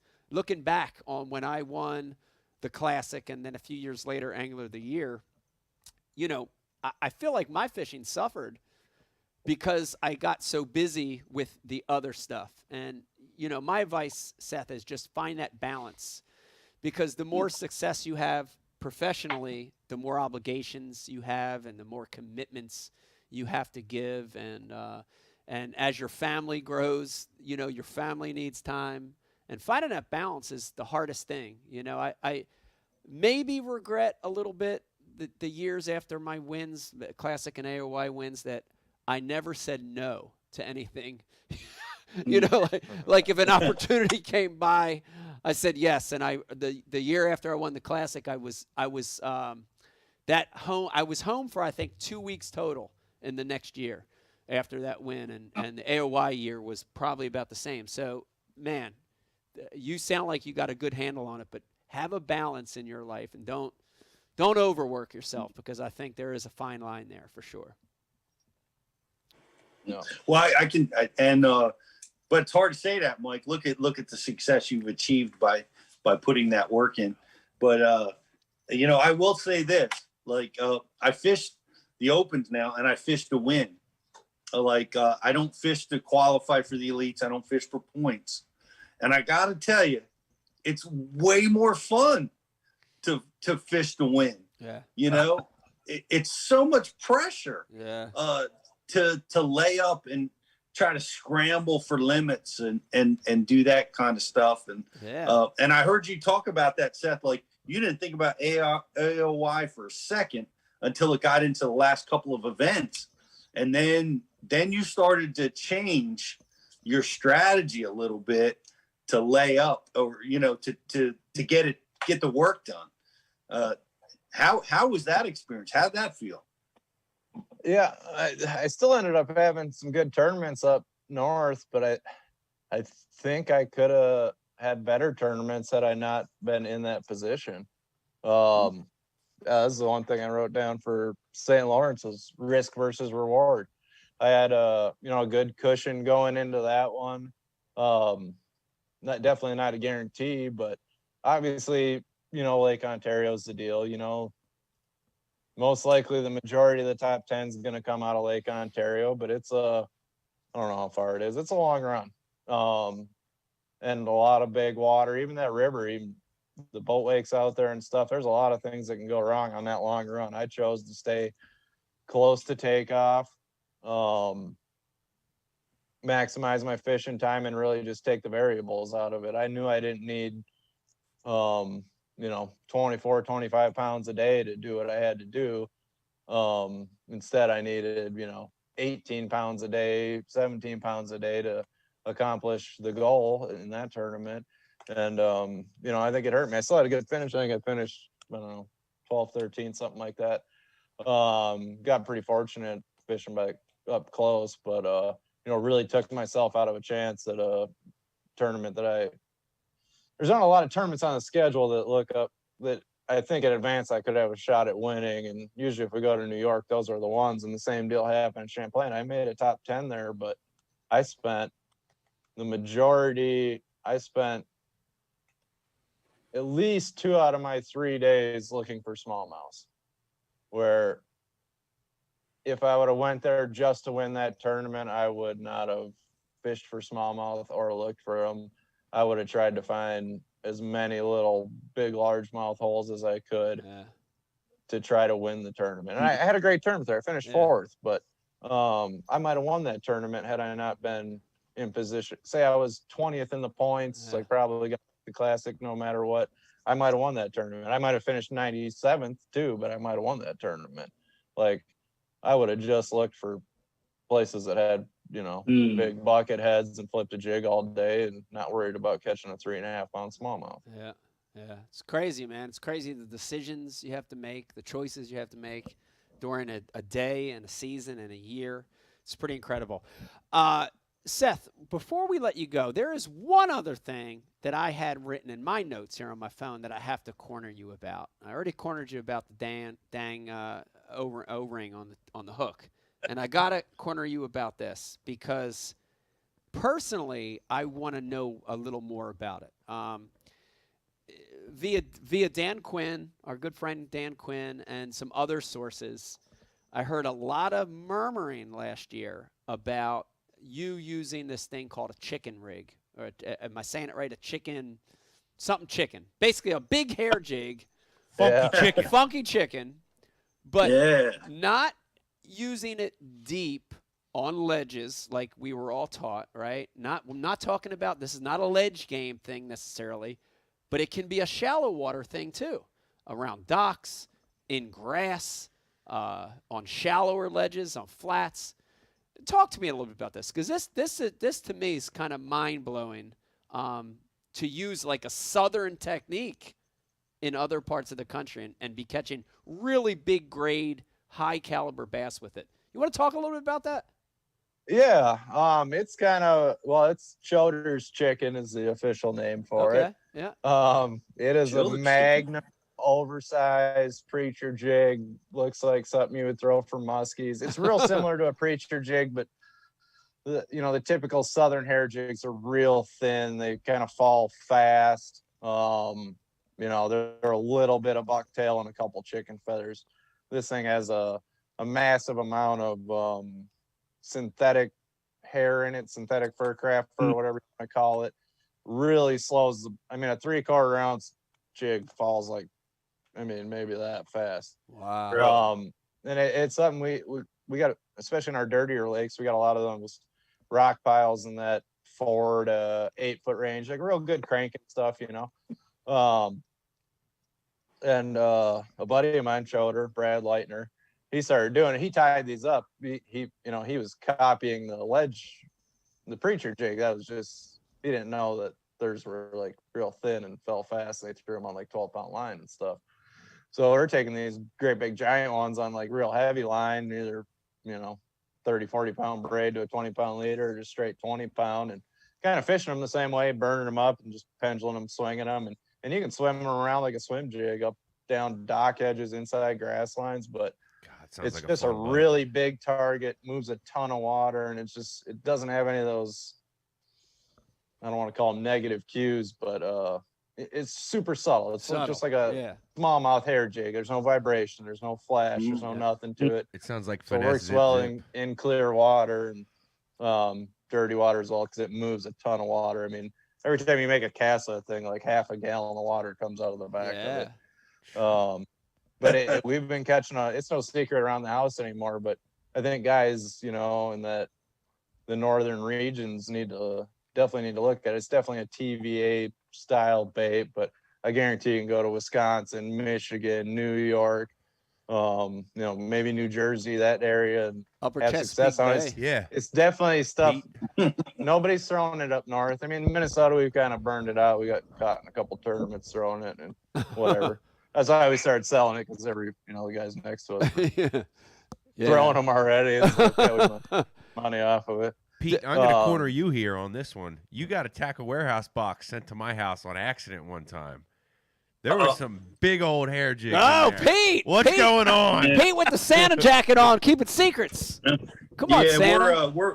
We're no longer going to let Riz's mic be live. Yeah. But anyways, it was a traditional southern technique, and it works well in northern waters as well. You don't have to have shad do you have one handy there by any chance? I can, if you give me 2 seconds, I can go grab one. Yeah, we want to see one. We want to see one. Go grab one. By the way, you can look at about what else was in that box, Rich.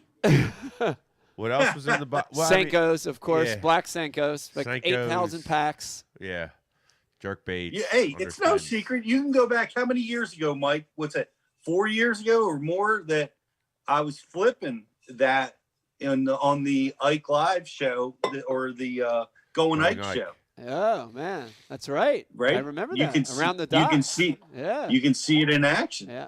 Now Pete, here was the really weird thing, and Rich told me this off camera, but also in that box was that hot and cold his and her KY jelly tubes, which is strange because I don't know how Tackle Warehouse even carries that. Yeah, I don't know if they have that endorsement anymore. I don't know. But... Huh. No. Kind of weird. No, neither does this show. An endorsement. How was that doing in that box? Like pre-day Liquid Mayhem? It was the early version. Yeah. It was pre-red Liquid Mayhem. Yeah. Back then it was so clear. What it's honestly, Riz, it's a federal offense to open up somebody else's package. Well. He assumed it was his. He didn't even read the name on the book. He just ripped it open in excitement. You know what I mean? I had ripped to see, it. Calling the authorities. Rip. tear. Oh, man. Big scraps all over the place. It's flooding out of the box.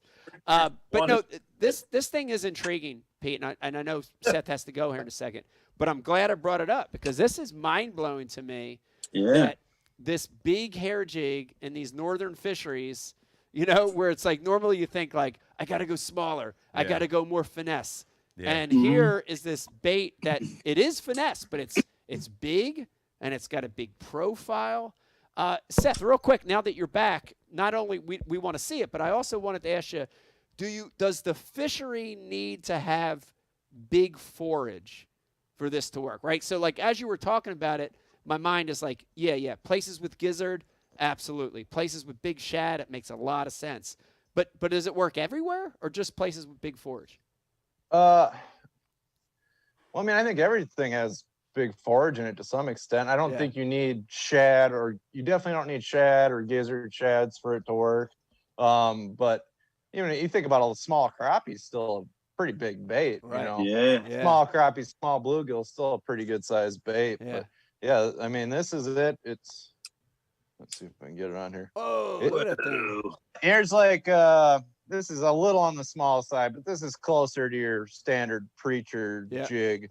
They usually have a couple chicken feathers coming out the back. This is a little bucktail one, but that's closer to your it's a monster southern style jig. And this thing is this, and really the secret is with this is all this like craft fur in there. It's still got the two chicken feathers that kind of give it a tail or whatever, a little bit of bucktail around the head and some tinsel in there, but there's a ton of this I don't know what you call it. It's fake stuff, synthetic, whatever, but really slows the fall and bulks it up and just moves a ton of water. And it's a good sized bait, but I think it's kind of, you know, it really weeds out the little ones. You rarely get bites less than 3 pounds on this bait. And that's the other thing I like about it up here fishing. You know, we got schools offshore fish, you know, on rock piles, or they might not necessarily even be that deep outside weed lines, stuff like that, around coontail clumps. And there'll be a bunch of fish down there, and you throw a worm or a jig in there, and, you know, a little fast, speedy 2-pounder swims over there and eats it. And this thing really kind of plucks the big fish out of the school. So you don't have to sit there and weed through them all. Anywhere I fish offshore up here, that's the first 10 casts I'm making is with that right there. Wow. And you can really get them fired up on it too. Fish it kind of the same way a crankbait would, you know? Yeah. What's the weights you're throwing on them?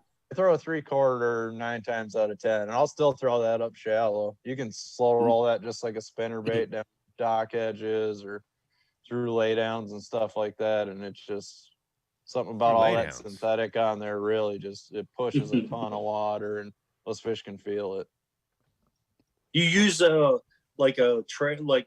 soft plastic on the hook or anything, or you just let it go exposed? Straight hair, gaff them and wrench them in the boat and flip them. Yeah, you don't mess around with them at all. It's power fine. It's got a great big flipping hook in it, or whatever you want to call it. I mean, heavy rod. I throw this on an 8-foot rod, big line, and wench them in.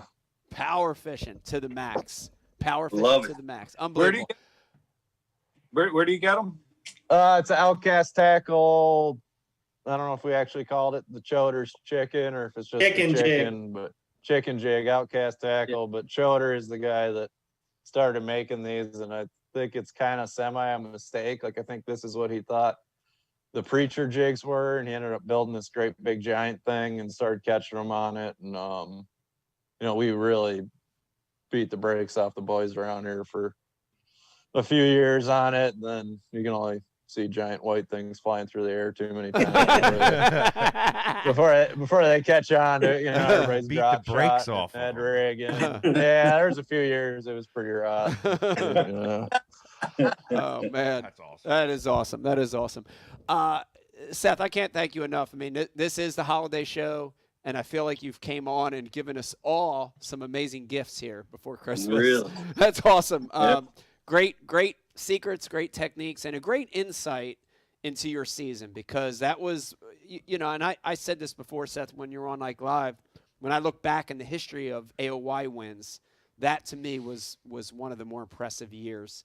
and just awesome to watch. A lot to learn from seeing you perform last year and last season, and it was great having you on the show, man. Always love it. I would be just wrong, totally wrong, if I didn't ask you this before we let you go. Any regrets about not leaving Bass for MLF a few years ago? Any regrets? Not a one. Come on, Seth. Do you have any regrets leaving Bass to go to MLF? Yes. Had a few regrets. I had a couple regrets. Okay. Yeah, I have some regrets in life. But Okay. Well, you're back now. That's all that matters. That's right. Well, Seth, we appreciate you coming on the show and wishing you and your family a very Merry Christmas, a happy holiday, and a good New Year. And happy honeymoon. And happy honeymoon. Yeah. That's right. 4 years in the making. That's right. Don't party too hard because you got to come back to the St. John's a week later. Yeah. So. Yeah, I'll be relaxed. It's not that big a hurry. There'll be a fog delay. That's right. There'll be a fog delay. You got probably 3 hours to spare. So. I got an extra 4 hours to rig before a blast off. That's right. That's right. Like Steve Kennedy, nothing rigged the morning of the tournament. Yeah. Perfect. Yeah. Seth, appreciate it, man. Have a good one. Yeah, awesome. Thanks for having me on. Merry Christmas, boys, and we'll see you at St. John's. Seth Feider, All right. everybody. Yeah. Thanks, Seth. Yeah. AOY, baby. AOY. Man, that's awesome. Guys, I tell you what, I have very few guys in the sport are that just, I don't even know how to say it. He's just very mellow, you know, and he's not uptight hardly ever. I don't think I've ever seen Seth uptight. The only time I saw Seth uptight was Brian the Carpenter. Remember we asked him to take his shirt off for that dumb picture we were taking? Yeah. That was the only time I've ever seen Seth uptight. We asked him to take his shirt off. But he's got him pretty the one time he was here in Jersey, and he was pretty banged up the next day. And the one night we were out at the bar, and I signed Wayne Morris's forehead. That stressed Seth out a little bit, but but hardly ever in the fishing world. He's cool. He's a very cool cat. He's very relaxed, and it's great to have him on. Given some of that he's on flat. Yeah. Jordan Lee and Seth Feider. Both of them. Both of them. Yeah. I wish I was more like that. Great show so far, I'd have to say.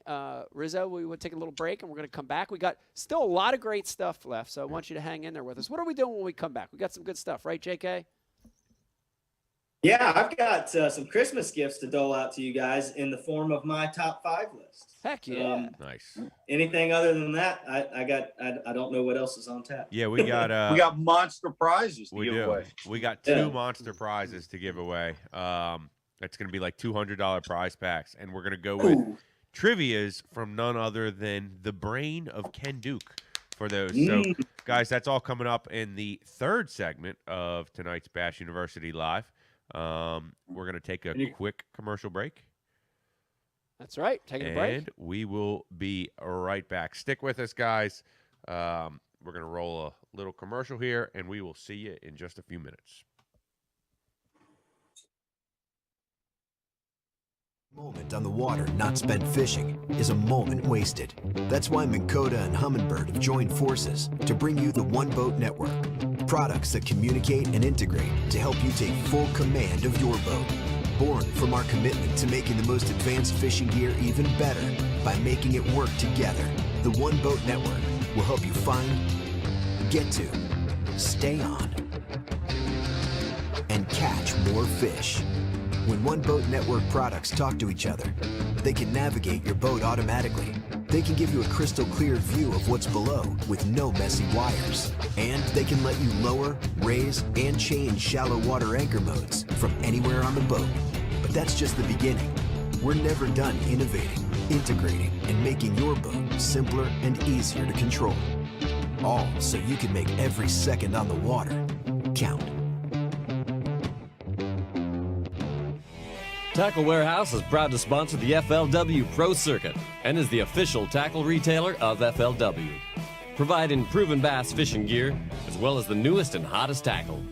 Our friendly and knowledgeable customer service staff can help you every step of the way. And we offer free ground shipping on orders over $50. Tackle Warehouse. Everything for the bass angler at the lowest prices. Guaranteed. have to be constantly on the lookout for new techniques to stay on the top of my game. Giant. Some have been more successful than others. Giant. The finesse fingernail. Happens every time. The chain gang. Broke it off. The crow's nest. Never let go. And don't even get me started on tackle management, especially trying to stop rust and corrosion. Peanut butter.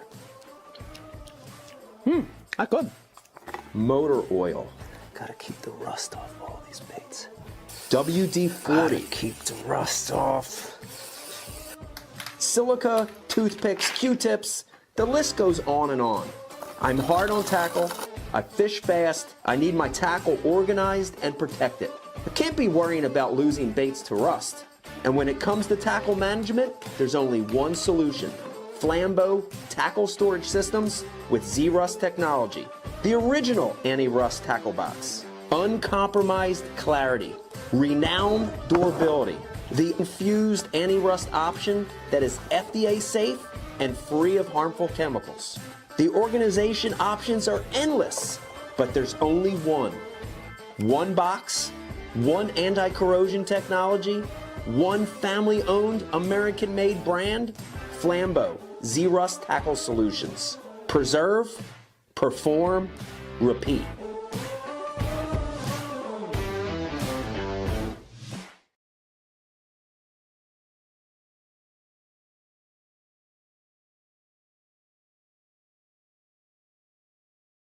Moment on the Sense water. at FDNFL. Go out. Did you just Alex, say? Did you just say FDNFL live on BU Live? Oh man, we might get canceled. I don't know if that's legal. Hey everybody, welcome back. Hope you're having a great Tuesday night. I know we are. Here we are on the heels of Christmas, and we have the amazing Bash U Christmas special for you. Just heard from Seth Feider. Amazing insight, great season last year. And Pete, he gave us a few of those things. I didn't know if he was going to give them up or not, but it's awesome. He was honest. He gave them up. Great info for our listeners and viewers. Don't you agree? He's got a history of giving things up there. Remember he stole Zona's split ring secret That's that right. he gave away on our show? And he just gave it away. And Zona went talked to him for like a year and sent him coal on Christmas. I remember that. Seth's always honest, which I like. He is. But here's the thing. I love that about him. I do too. And here's the thing I wanted to mention. If you're listening and watching for the first time, if you're tuned in and you're not a subscriber, Pete Glusick, this is just a little tiny fraction, a little tidbit, a little teeny of what you will get as a BU subscriber. Correct me if I'm wrong, Pete. Is that right? We're approaching 1,000 instructional seminars from the top tier anglers in the world that we have vetted. We bring you the best. These are not people that you need to question whether you should be getting instruction from them. These are the best of the best. These are the guys that are winning events. Yeah. These are guys that we listen to. Yeah. And we think you should listen to them too. And that's why they're speakers at Bash University. And that's available at your fingertips. And now's the time. Yeah. Right now is the time to study and learn. Yeah. Tell your significant other that you want this for Christmas. Yeah. If you have somebody that's into fishing, it makes an amazing Christmas gift. We have gift cards. All that is available over at bashu.tv. So come on, join us. And join us right now. And you can win some huge prizes we're about to give away to our subscribers. Heck yeah. And I'm glad you mentioned that about the holidays, because I did want to reinforce that. If a lot of people watching and listening right now, if you forgot Christmas gifts, listen, you can't get it. I don't care where you're ordering from. If you order it now, you ain't getting it for like 2 years. You can't get crap anywhere right now. It's because of COVID.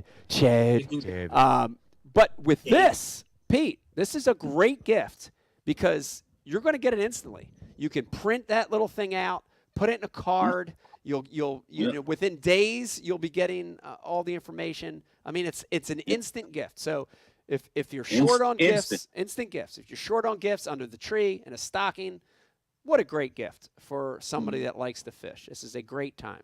Great time to give. It absolutely is. So come on and join the Bash U family and come over and see our classes.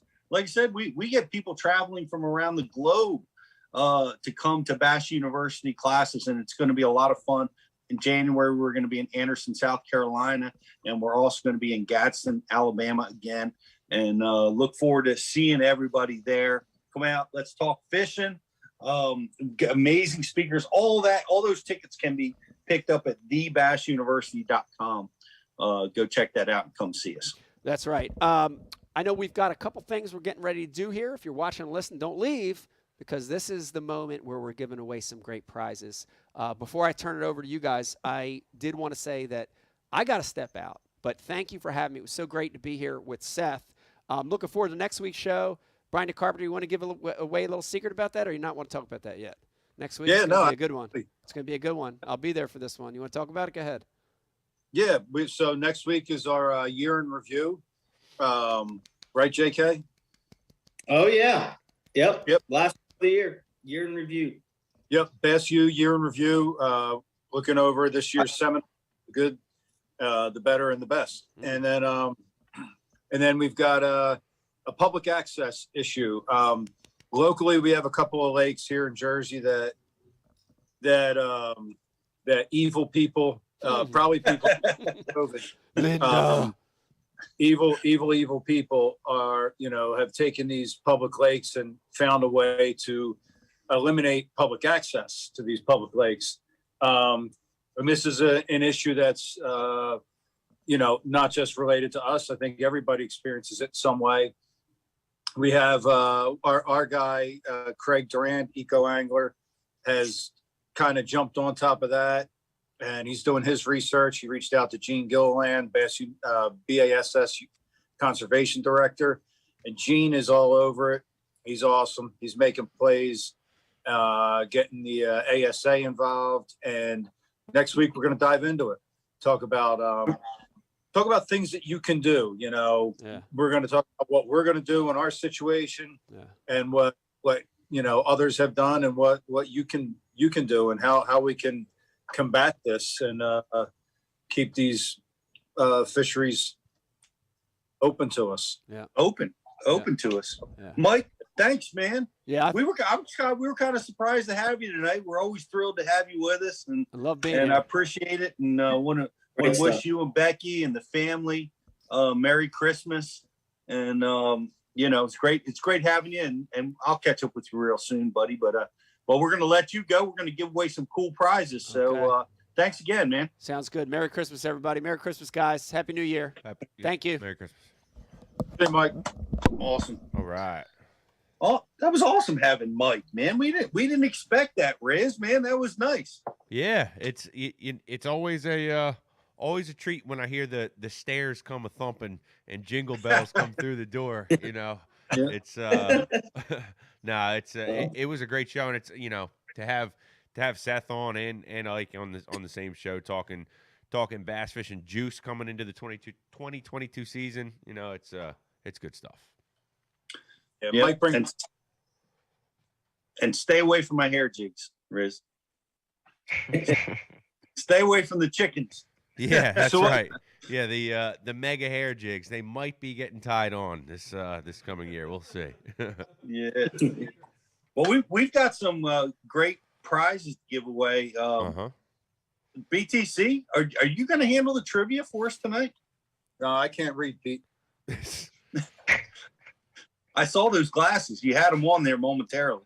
Thanks, Pete. We gonna do this the top 5 list first, or you wanna do trivia before? You wanna do one, because we got 2 trivias to give away. Yeah. So maybe do one trivia, then a top 5 list, and another trivia.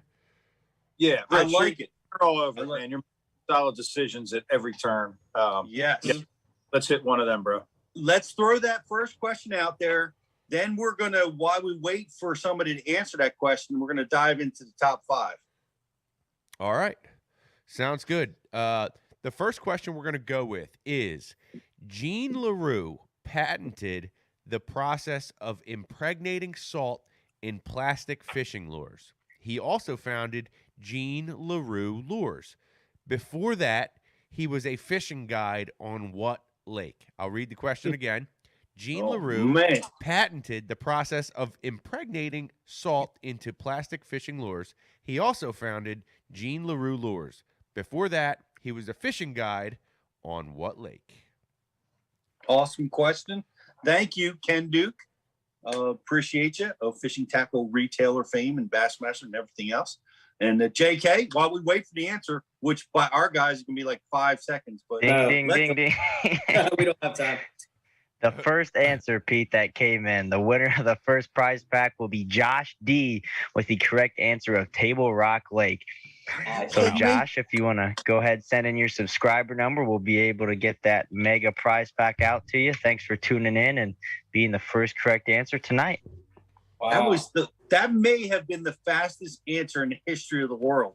Yeah. Might have been. History of Bass U, anyway. Yeah, I'll get a shout out to Gene Jensen. I think Gene's been on the chat board tonight. Gene's the man. We had Jason Christie, the real Jason Christie, on. Was it the last show? Yeah, last show. Yeah. Yeah. Yeah, and then Gene Jensen's popping in, hanging out with us tonight, as well as Love Face XYZ online strips without clothing.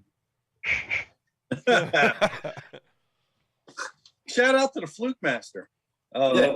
We support the Fluke Master and all he does, and we are the official sponsor of Friday Night Live with Gene Jensen over there at the Fluke Master YouTube channel. So go check it out. Did I get that right, JK? Yeah. Oh yeah. Yeah. We gotta orchestrate. Gene's kind of taking a lot of trips, so we haven't been able to come back on. I know I got to go on his YouTube one night, and I know we got to line you up here pretty soon, and having a lot of fun over there being a part of that gig. So looking forward to talking to Gene soon after the holidays. Merry Christmas, Fluke Master. Go, JK. The floor is yours. Yeah. So, hey, Riz, let me get your camera on you. I want to be able to, converse with you now that we lost Ike. I'm staring at a basket of laundry. He's got his pants off in the background. just keep rolling. Give him a minute. Oh, that camera. You're talking about the camera facing that way. Okay, yeah. Well, the people, don't worry. The people on the live, they're not looking at the laundry basket. I know they're not. I think they should. I think they should now. They should see it. Yeah, it's much better now that we lost Ike. Now that at least the panel can see Rich. But anyways, guys, before I dive into this top 5 list and Christmas gifts, we got another Christmas gift for sorry, Alex, you got left out of this one, but Pete and Riz and BTC and Ike. We got a Bass U subscriber that's been with us a long time, fan of the show, who's been a subscriber for years. He's created, he's a bait maker. He's created his own company, created his swim bait, got really into glide baits. Has a glide bait with the action, just looks amazing. It's called the Clutch Swim Bait Company. Be on the lookout for a show. We're going to give 1 or 2 of those sweet puppies away. They're a legit glide bait. I can't remember what they cost, somewhere in the $150 to $200 realm.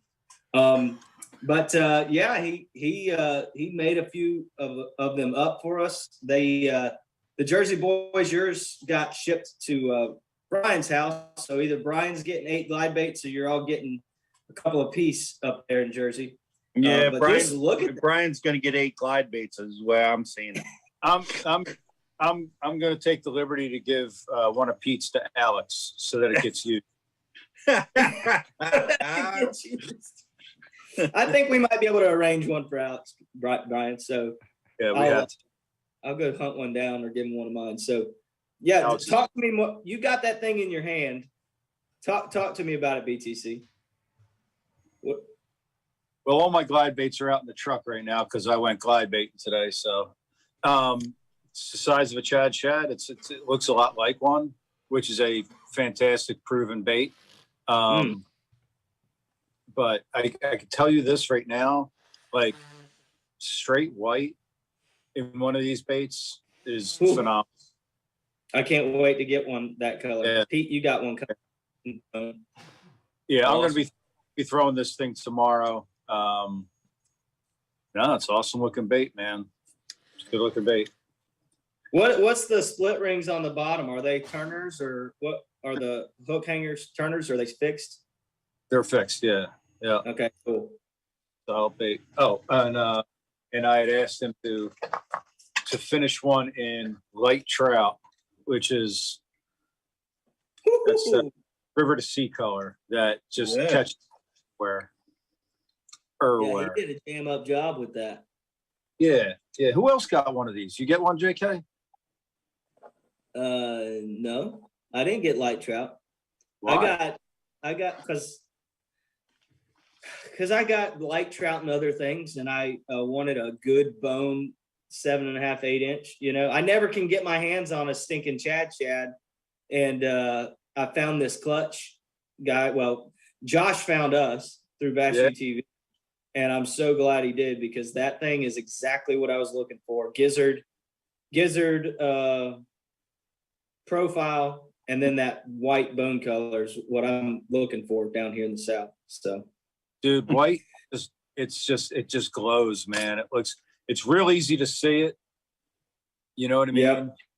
And that's important. You got to be able to, it's important to see bait. So many fish follow it and don't commit. To be able to see the bait and have a little contrast to the background, it helps pick up what you can see. Oh shoot! That's I love. They look freaking awesome, man. They look really nice. I can't wait to throw them tomorrow. I'm looking at Buzz McLean's comment. He says, "I make custom baits too." But that thing is bigger than the fish in Ohio. That's a 6-7 inch bait. So that big.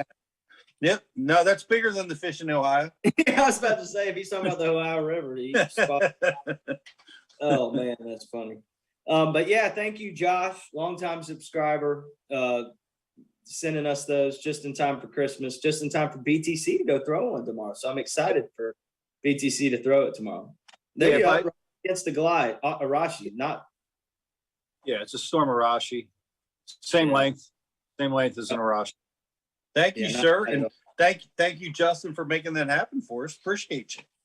Yeah, man, awesome bait. Excited to get to do that. So let's get to my top 5 list for the day, guys. Let me tell you something, JK. Okay. I'm sorry. I just want to interrupt you real quick. It is so hard to get some of these baits, to get on board with this guy before he blows up and be able to order them, because you wait in line, man. You know what it's like to get certain bait makers baits once you catch, but you stalk the drop. Yep. I got no time off the drop, No. I mean, honestly, if you've got a lot going on in your life, you miss out on this stuff. And the guys that don't have a lot going on end up with all the glide baits. Yeah, Byron. Yeah, Byron. Byron caught another 35-pound bag on a glide bait yesterday. Yeah, sitting there on bait drops on John Cruz's dime. Oh, that's too good. All right, so let's dive into my top 5 list. Here's what we did, guys. So next week's the week we're going to get all the top favorite seminars of the year. Not favorite, but what your favorite were.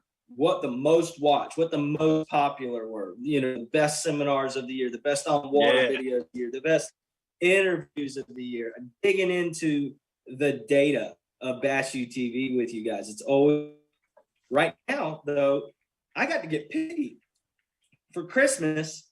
I got to gift each of you, including Ike, even though he left us, he's still getting one of these gifts. My 5 favorite Bass UTV seminars of the year. And got to gift them for each of you for various reasons. So let's just go ahead and start. So all these seminars, I will say, these are 5 of my absolute favorite things that we have done this year. Alex, young guy like you, the mustache like that. you get the gift of action. Ooh. And by action, you know, the kind of action that I'm gifting you is top water. Now we're Brandon talking. Cobb's top water all year long class. All about that action, boss. Awesome class. Some awesome stuff in this class, walking through all the seasons on how top waters play from January to December, like just all seasons except for maybe the dead cold of winter, obviously. Some super awesome buzzbait modifications, some pencil popper tips that will light your ears up, and then some unique tips on fishing shad balls. I think we've all gone down the bank certain times of year, and there's this little balls of shad, and you might just throw over them. And, you know, there's something Brandon talks about in there, talking about how top water is your best option for that scenario. But so much more jam-packed into that seminar. We've seen Brandon. I know Brandon has won hundreds of thousands of dollars with top water in his hand or a part of it. Phenomenal instructor. Phenomenal. Yeah, he really teacher. is. One of the most prepared guys. He wanted to tackle, and I said this in the early part of the show, debuting some of these topics. He wanted to tackle a topic that I would just not let anybody do. You know, like he's going to tackle a really complex seminar topic, and I know that he's going to be uber prepared, very good outline, and I'm really excited to see what he comes up with in that one. But yeah, you're right, Pete. He's one of those. He's almost just seasoned for his age. You know, you got to remember he's still, I think, in his early 30s. So Alex, this question goes to you. Is it true that you are getting more action? I can confirm, Pete. I was also able to scoop up some of that jelly you got from Tackle Warehouse, and things have been going good for me. And the mustache has certainly been a help with that. So, Justin, I appreciate the gift. I'll certainly go check that seminar out, and I look forward to learning from Mr. Cobb. Yeah, that one's for you, buddy. So now BTC. If there's one thing that BTC doesn't have, can I take a guess? Doesn't have a lot of it's this. So take a guess. Let them take a guess. Wait, no, let me guess. I'm gonna say sight because I can't see shit anymore. Patience. I don't know. Anybody else want to guess? Rich, what do you got? COVID. This is amazing because BTC did not get this, but BTC, you get the gift of sight. As we all remember, BTC is one of the few fans of that RTD because he can't see his line in the guide, so he likes that clicker, you know, because he can't see it. But man, BTC, you get the gift of sight because I know that. That's something that has frustrated you from time to time. And this could have gone either way. I could have given it to Pete as well because we can't see the perch. I can see fine. And so BTC, John Cox's 3 stages of sight fishing is the seminar I give to you. One of the most phenomenal sight fishermen on this planet, but also this was by far his best seminar and best work he's done with us at Bass U.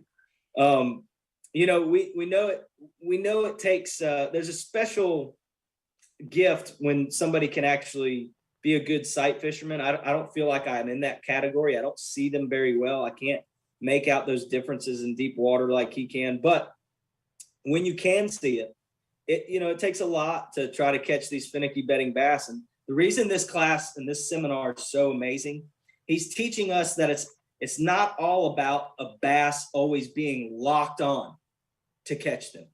And he breaks down what he calls the sight fishing season. And yeah, this season is typically just around the spawn that he's talking about, but he breaks it down into 3 different stages and talks about how his approach is different and unique in each one. I can remember a story that he talked about, man, when you're buzzing down the bank looking for a sight fish and you pass one that just doesn't even move, doesn't kind of swim off because your boat, he reaches down into that rod locker, grabs his heavy flipping stick with the 25-pound braid, 25-pound mono because he won't go braid or fluorocarbon. He wants a little bit of stretch because he knows he gets to get close to that fish, and he's gonna, he's gonna set the hook really hard, and needing that stretch in those close quarters was a really good tip. And that's just in that scenario. He's gonna walk through a lot of different scenarios in those 3 stages of sight fishing season. So yeah, BTC, you get the gift of sight. Sight. Hey, do we have a gift for Anthony Geist on YouTube? Yeah, we can set up something. What's he getting it for? Because he wants us the name of the next BU seminar with Cox is Cox Goes Deep. And, it's yeah.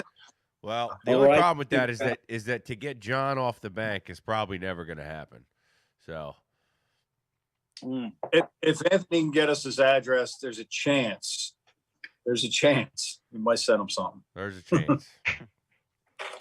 Not gonna promise. That's awesome. Moving along. Thank you, Anthony. Riz, it's time for your Christmas gift, and I'm giving you the gift of confidence. Okay. So we know Riz is an up and comer, heck of a bass fisherman, and talking with him recently, he's confident around the house, and just it's time to spread your wings and fly a little bit. Maybe take some steps over the next couple years to do it. But dude, confidence best comes from success. And success comes from preparation and practice, right? So the seminar I'm giving you for this gift of confidence is Gerald Swindle's Tournament Practice with a Purpose. So in this seminar, G-Man talks about what people do wrong, how to combat those bad decisions and those wrong decisions. Knowing how to identify a pattern really comes out in this seminar. And a couple things like deciding when to stay or when to leave, and how using your practice and your preparation time in really kind of, as Seth Feider has said this too, how valuable it was to just pick a smaller piece of the lake and become intimate with it and get to know it rather than running all over the place. And G brings that out. A lot of good stuff there.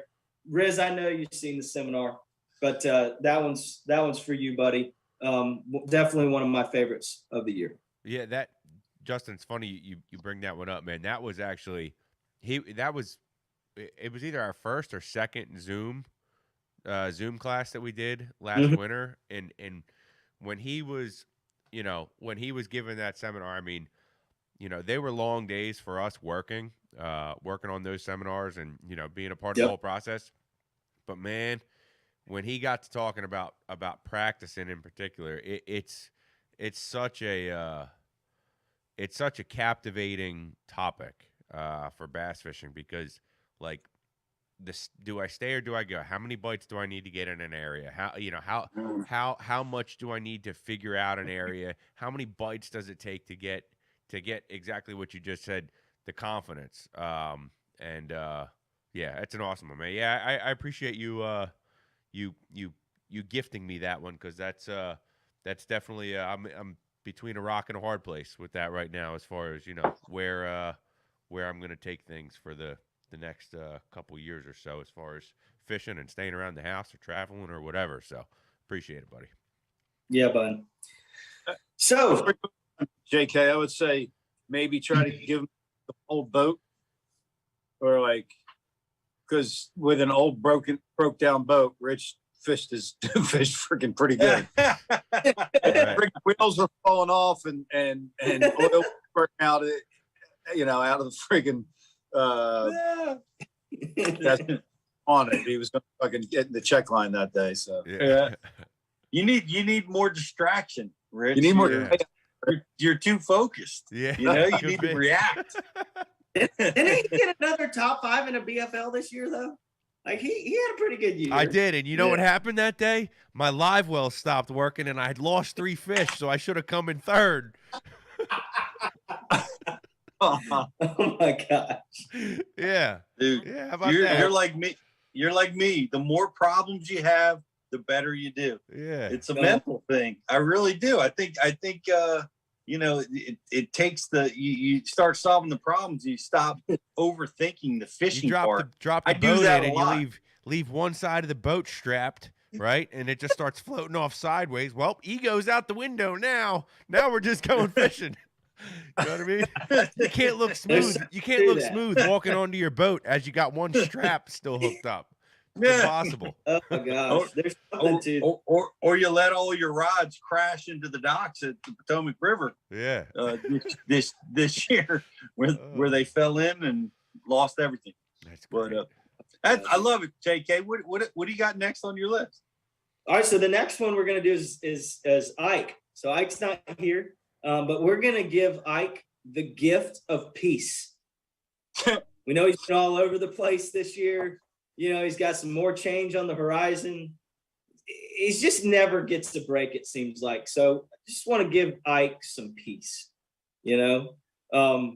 So the seminar that's one of the best this year that goes right with this that we're going to give Ike is Lee Livesey's Stealth Mode Bass Fishing. So in this, Ike's going to get tips for being stealthy, AKA quiet, around the pressured fish, you know, how your sonar pinging. He's going to talk about how sonar pinging affects bass bites in shallow water.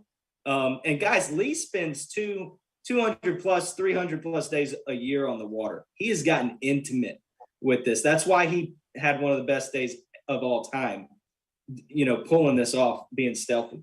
Won 2 elites being stealthy already. Yep. And then going down. And Lee's got great tips on getting the most casting distance possible. He says casting further away you can be from a bass, the farther you can cast, whether you're weighting your some lures or using those with I don't want to give all the juice away. But there's some cool tips in that. Gosh, one of my favorite classes of the year, and I felt like, man, what a gift. So we're giving Ike peace. Go watch Lee Livesey's Stealth Mode Bass Fishing this Christmas. Justin. Great. Like it. And so, Pete, we're going to end it with you tonight, man. Our fearless leader. And Senko Tactics 101 or no, man. I'm not trying to go for the comedy. Listen, we know how you feel. We all know how Pete Glosek feels about sticking to his strengths. For crying out loud, you won the AOY this year on the BFL Northern Divisions on a black Senko. You know, let's be honest. Stuck to those strengths, that flipping stick, and you had a phenomenal year. We're proud of you. But we're going to give you the gift of discovery. How about courage? Can we call it courage? Courage? Is that what you said? Courage. Okay. So the gift of discovery is one that's not out yet, but I got to produce this just for you, Pete. Was in the boat producing this with our pal Jeff Olson and Jared Lintner. And dude, next week we're going to release Jared Lintner's Fishing Glide Baits on Water seminar. So Pete, it's time to learn the magic of the glide. You got these new glide baits coming. I know you got a stockpile. The gift of discovery is for you this Christmas. Yes. Thank you. Which is likely. Me gaining the gift of sight, Mike calming down and shutting the hell up, or Pete trying something new. I'd say you're more likely to gain the gift of sight, BTC. Right, I can put freaking glasses on. It's possible. The other two are screwed. We're just gonna keep winning AOY titles. There you go. To sum it up, we got the top. These were my favorite seminars of the year. The gift of action, the gift of sight, the gift of confidence, the gift of of peace, and the gift of discovery for you this Christmas. And that is Brandon Cobb's Top Water All Year Round, John Cox's 3 Stages of Sight Fishing, Gerald Swindle's Tournament Practice with a Purpose, Lee Livesey's Stealth Mode Bass Fishing, and Jared Lintner's On Water next Tuesday releasing his On Water Glide Bait Fishing Seminar. Those are my Professional Fish Head's top 5 favorites of the year for you. Can't wait for you guys to check those out or go watch them again. JK, and looking forward to next week. Just applaud you. That was an amazing list. Wow. That was such a cool way to do it. And it's so, appropriate in the gift-giving holiday season, man. That was really cool. Nicely done. Fun as always. I love my lists. We have a discrepancy. Guys says Pete has been discovering before Lewis and Clark. The things you were using now, I discovered long ago. Please. What about it? We didn't maybe know Alex was going to be in with us tonight. Alex has been doing a phenomenal job, new to the team, and I appreciate his contributions and efforts and like having him on board. What do we got for Alex? Anybody? What do we got for Alex? I thought you had something in the works, BTC. No, I was setting it up and passing it over. Oh, yeah. I mean, Alex has been, like you said, Brian, has been doing an absolutely phenomenal job. And we've literally forgot to say thank you to him pretty much every time he's on the show. So I'm going to speak for all of us here and say, Alex, thank you for all of your work that you've done in the last, I don't know, it seems like it's been 6, 7, 8, 9, 10 pounder months, but yeah, all the stuff you've done behind the scenes. I know you get the stardom and the fame from the Smallmouth Crush podcast, and we're just the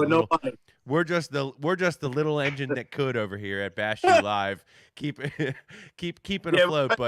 But all the stuff you do behind the scenes for us, buddy, we appreciate you. And hopefully this coming season 2022, when we have this Bash University executive fishing trip at one of these awesome lakes somewhere that Pete's going to set up for us, where we all get to go out and smash 10 pounders, cast after cast after cast, you'll be there with us. So, Pete, well, yeah, I appreciate the love, guys. You guys gave me a great opportunity, and I couldn't be more happy to be working with you guys. Yeah. Oh, wow. Bienville Plantation, is that where we're going?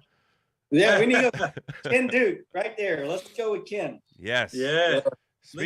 Speaking of Ken, we got another trivia question that Ken gave us to give out some more prizes here on the show. And also one of our sponsors at BU Live, Aquaview, has a new product. While we're on that topic, on Tackle Warehouse right now, they got a new Aquaview underwater camera that it's adaptable with your trolling motor. Am I correct with that, JK? That it has a function where you can see as you're moving. Is that what they got going on? It's like the planing. Hold on, I wrote this down, but it's like it allows you to move with it and kind of search over an area more efficiently. Okay. And it kind of planes the camera out so that I guess it doesn't get caught up in the current or the drag, if you will, of the boat. It keeps it on an axis instead of spinning. That camera's pretty dope. I was fooling with it a couple of weeks ago on a new lake, a place I'd never been before, and yeah, it's tough, man. It's tough on a new lake, especially this time of year when fish aren't spread out; they're bunched up, and if you don't know where they're bunched up, you could be in the wrong spot all day long. And damn, if I didn't drop the AquaView down and find out, oh shit, that is grass down there. Oh, look at them fish swimming in there. And that's where we caught them. You know, it took all day to figure that out, but it's a pretty cool tool. And you know, that device to keep the camera straight so you can cover some water, and it's pretty key. Great Christmas gift too, because I think it's one of their micros. Yep. So it's easy to carry around with you, easy to just keep in the boat, drop it down. Yeah, if you got kids that you take out on the boat, that sometimes it's hard to keep them engaged in the day or keep them occupied or entertained.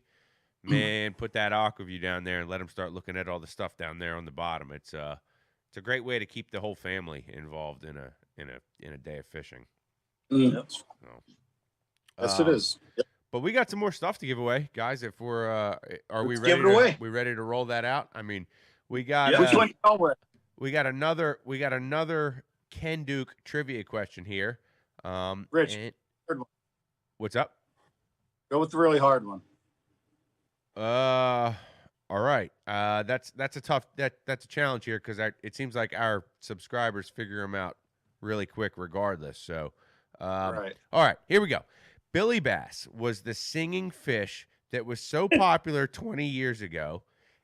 At the Flying Fish restaurant, there is a Billy Bass adoption center with more than 300 Billy bass hanging on the walls. In what city is this located? Once again, Billy bass was the singing fish that was so popular 20 years ago. At the Flying Fish restaurant, there is a Billy Bass adoption center with more than 300 Billy bass hanging on the walls. In what city is this located? Nobody can know that. I bet they will. I bet they will too. Somebody's probably from that city. France. Ding, ding, ding, ding. Oh my Once God. again, it did not take too long. I will say, though, Ken is getting a little better. This one was answered correctly on the second one that came in instead of the first one. So it took him twice as many answers to get this one correct, I guess you could say. But our winner of the final trivia question of the night goes to Henry with the correct answer of Little Rock, Arkansas. Congratulations, Henry. Please send in your subscriber number. Yeah. Getting loaded up. Congratulations, Henry. And Awesome. Thank you very much, Ken Duke. And Alex has done such a wonderful job. And we are very excited. We're going to be working a little bit more in depth with Alex moving into 2022. So he's becoming a much bigger part of the Bass U family, and as a result of his hard work. So we really appreciate him, and that is something that we're real excited about moving forward. Yeah, absolutely, Pete. I'm excited for it too. It's been great working with you guys over. I think we're almost at a year now. I forget when we first started off, but yeah, very excited to keep moving on, taking on a bigger role, and working with Bass U. I definitely learned a lot, enjoy it, and of course, definitely enjoy hanging on the lives with all the subscribers and you guys. It's been nothing but a good time over here. Yeah, so that's great. So when do you give Smallmouth Crusher 2 weeks notice? Well, Brian, I do have to disappoint you. I think I might be sticking around with Travis a little longer. I enjoy working with them as well. And I don't care what anybody says, just getting on there the 10 minutes before the stream and listening to him and Eric argue will be worth any trouble that he makes me go through. It's my favorite time of the week because when those two go at it, it's a sight for sore eyes. I can tell you that. They say some pretty funny stuff to each other. They go hard, man. Oh, yeah. And then they just continue to work together. Oh yeah, Not an easy thing. I know a lot of people that can't argue as vehemently against each other and then still can work together. They do it. They pull it off. I don't know. I've seen some in my day. Nothing on the air, but behind the scenes, JK. They do it on the air, man. They put it all in. They do. The argument last night was Travis spent like a whole week designing his new t-shirts. He was really proud of his design. He showed it off to everyone, and Eric basically said it looked like a 5-year-old did it, and he was so embarrassed that it took Travis a whole week to come up with that. Travis is back to the drawing board, and Eric is going to help him out a little bit this time. So we'll see what he comes up with for round 2. Wow. Oh, that's funny, E. Well, we love those guys, and we appreciate you being part of our team as well, Alex. And want to thank everybody for watching. And, go get bassu.tv. Go get a subscription. Get signed up. It makes a great gift. Give it to somebody that you know that wants to learn more about bass fishing. It's an amazing gift. We've got a lot of great stuff coming. Next week, we are going to have our year-end show. Can't wait to see your list after this one, JK. Man, you got yeah, this is a good one. You got a lot to live up to now. So well, stay true to the data next week. So, tonight I got to, pull on the heartstrings and kind of rank favorites. But man, next week's always fun. There's always ones that surprise you. So look forward to it. Come join us 7 p.m. next Tuesday after Christmas. Merry Christmas, everybody. Hope you have a great holiday. Enjoy. It's been a crazy year, so wish the best for everybody watching the program and being part of Bass University. BTC, thanks for checking in. Hopefully COVID doesn't transmit through the airwaves and we'll all be good and safe. I don't have it. You don't have it. Hey, so Rich, I don't know. Eric, or Pete, you're in Malarm. I don't know if you want to swing by.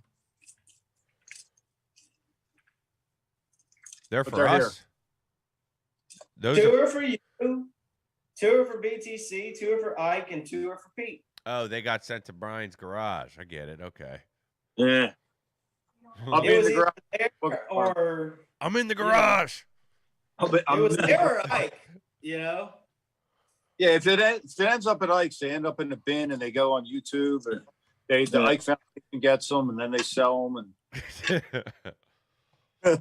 we don't. All right, I'm with the BTC, but for me to get mine, I think I got to get a spot on the back of the Ike Live boat out on that lake that they tomorrow bite these things. Well, tomorrow I can't do that, but maybe in the springtime when things get a little warmed up.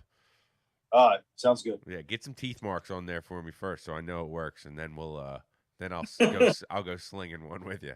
I'm looking forward to BTC throwing it tomorrow. I'm excited. Yeah. All right. BTC has become quite a glide bait aficionado now. He's not a new pup to the yard when it comes to the big baits. He's been around the block a couple times. So. Well, I promise I will throw mine at some point in the near future. So I will give it some effort. But thanks everybody for watching. Thanks guys for being on the show, and we will see you next week at the next Bass University Live. Merry Christmas and good night, everybody. Good night, guys.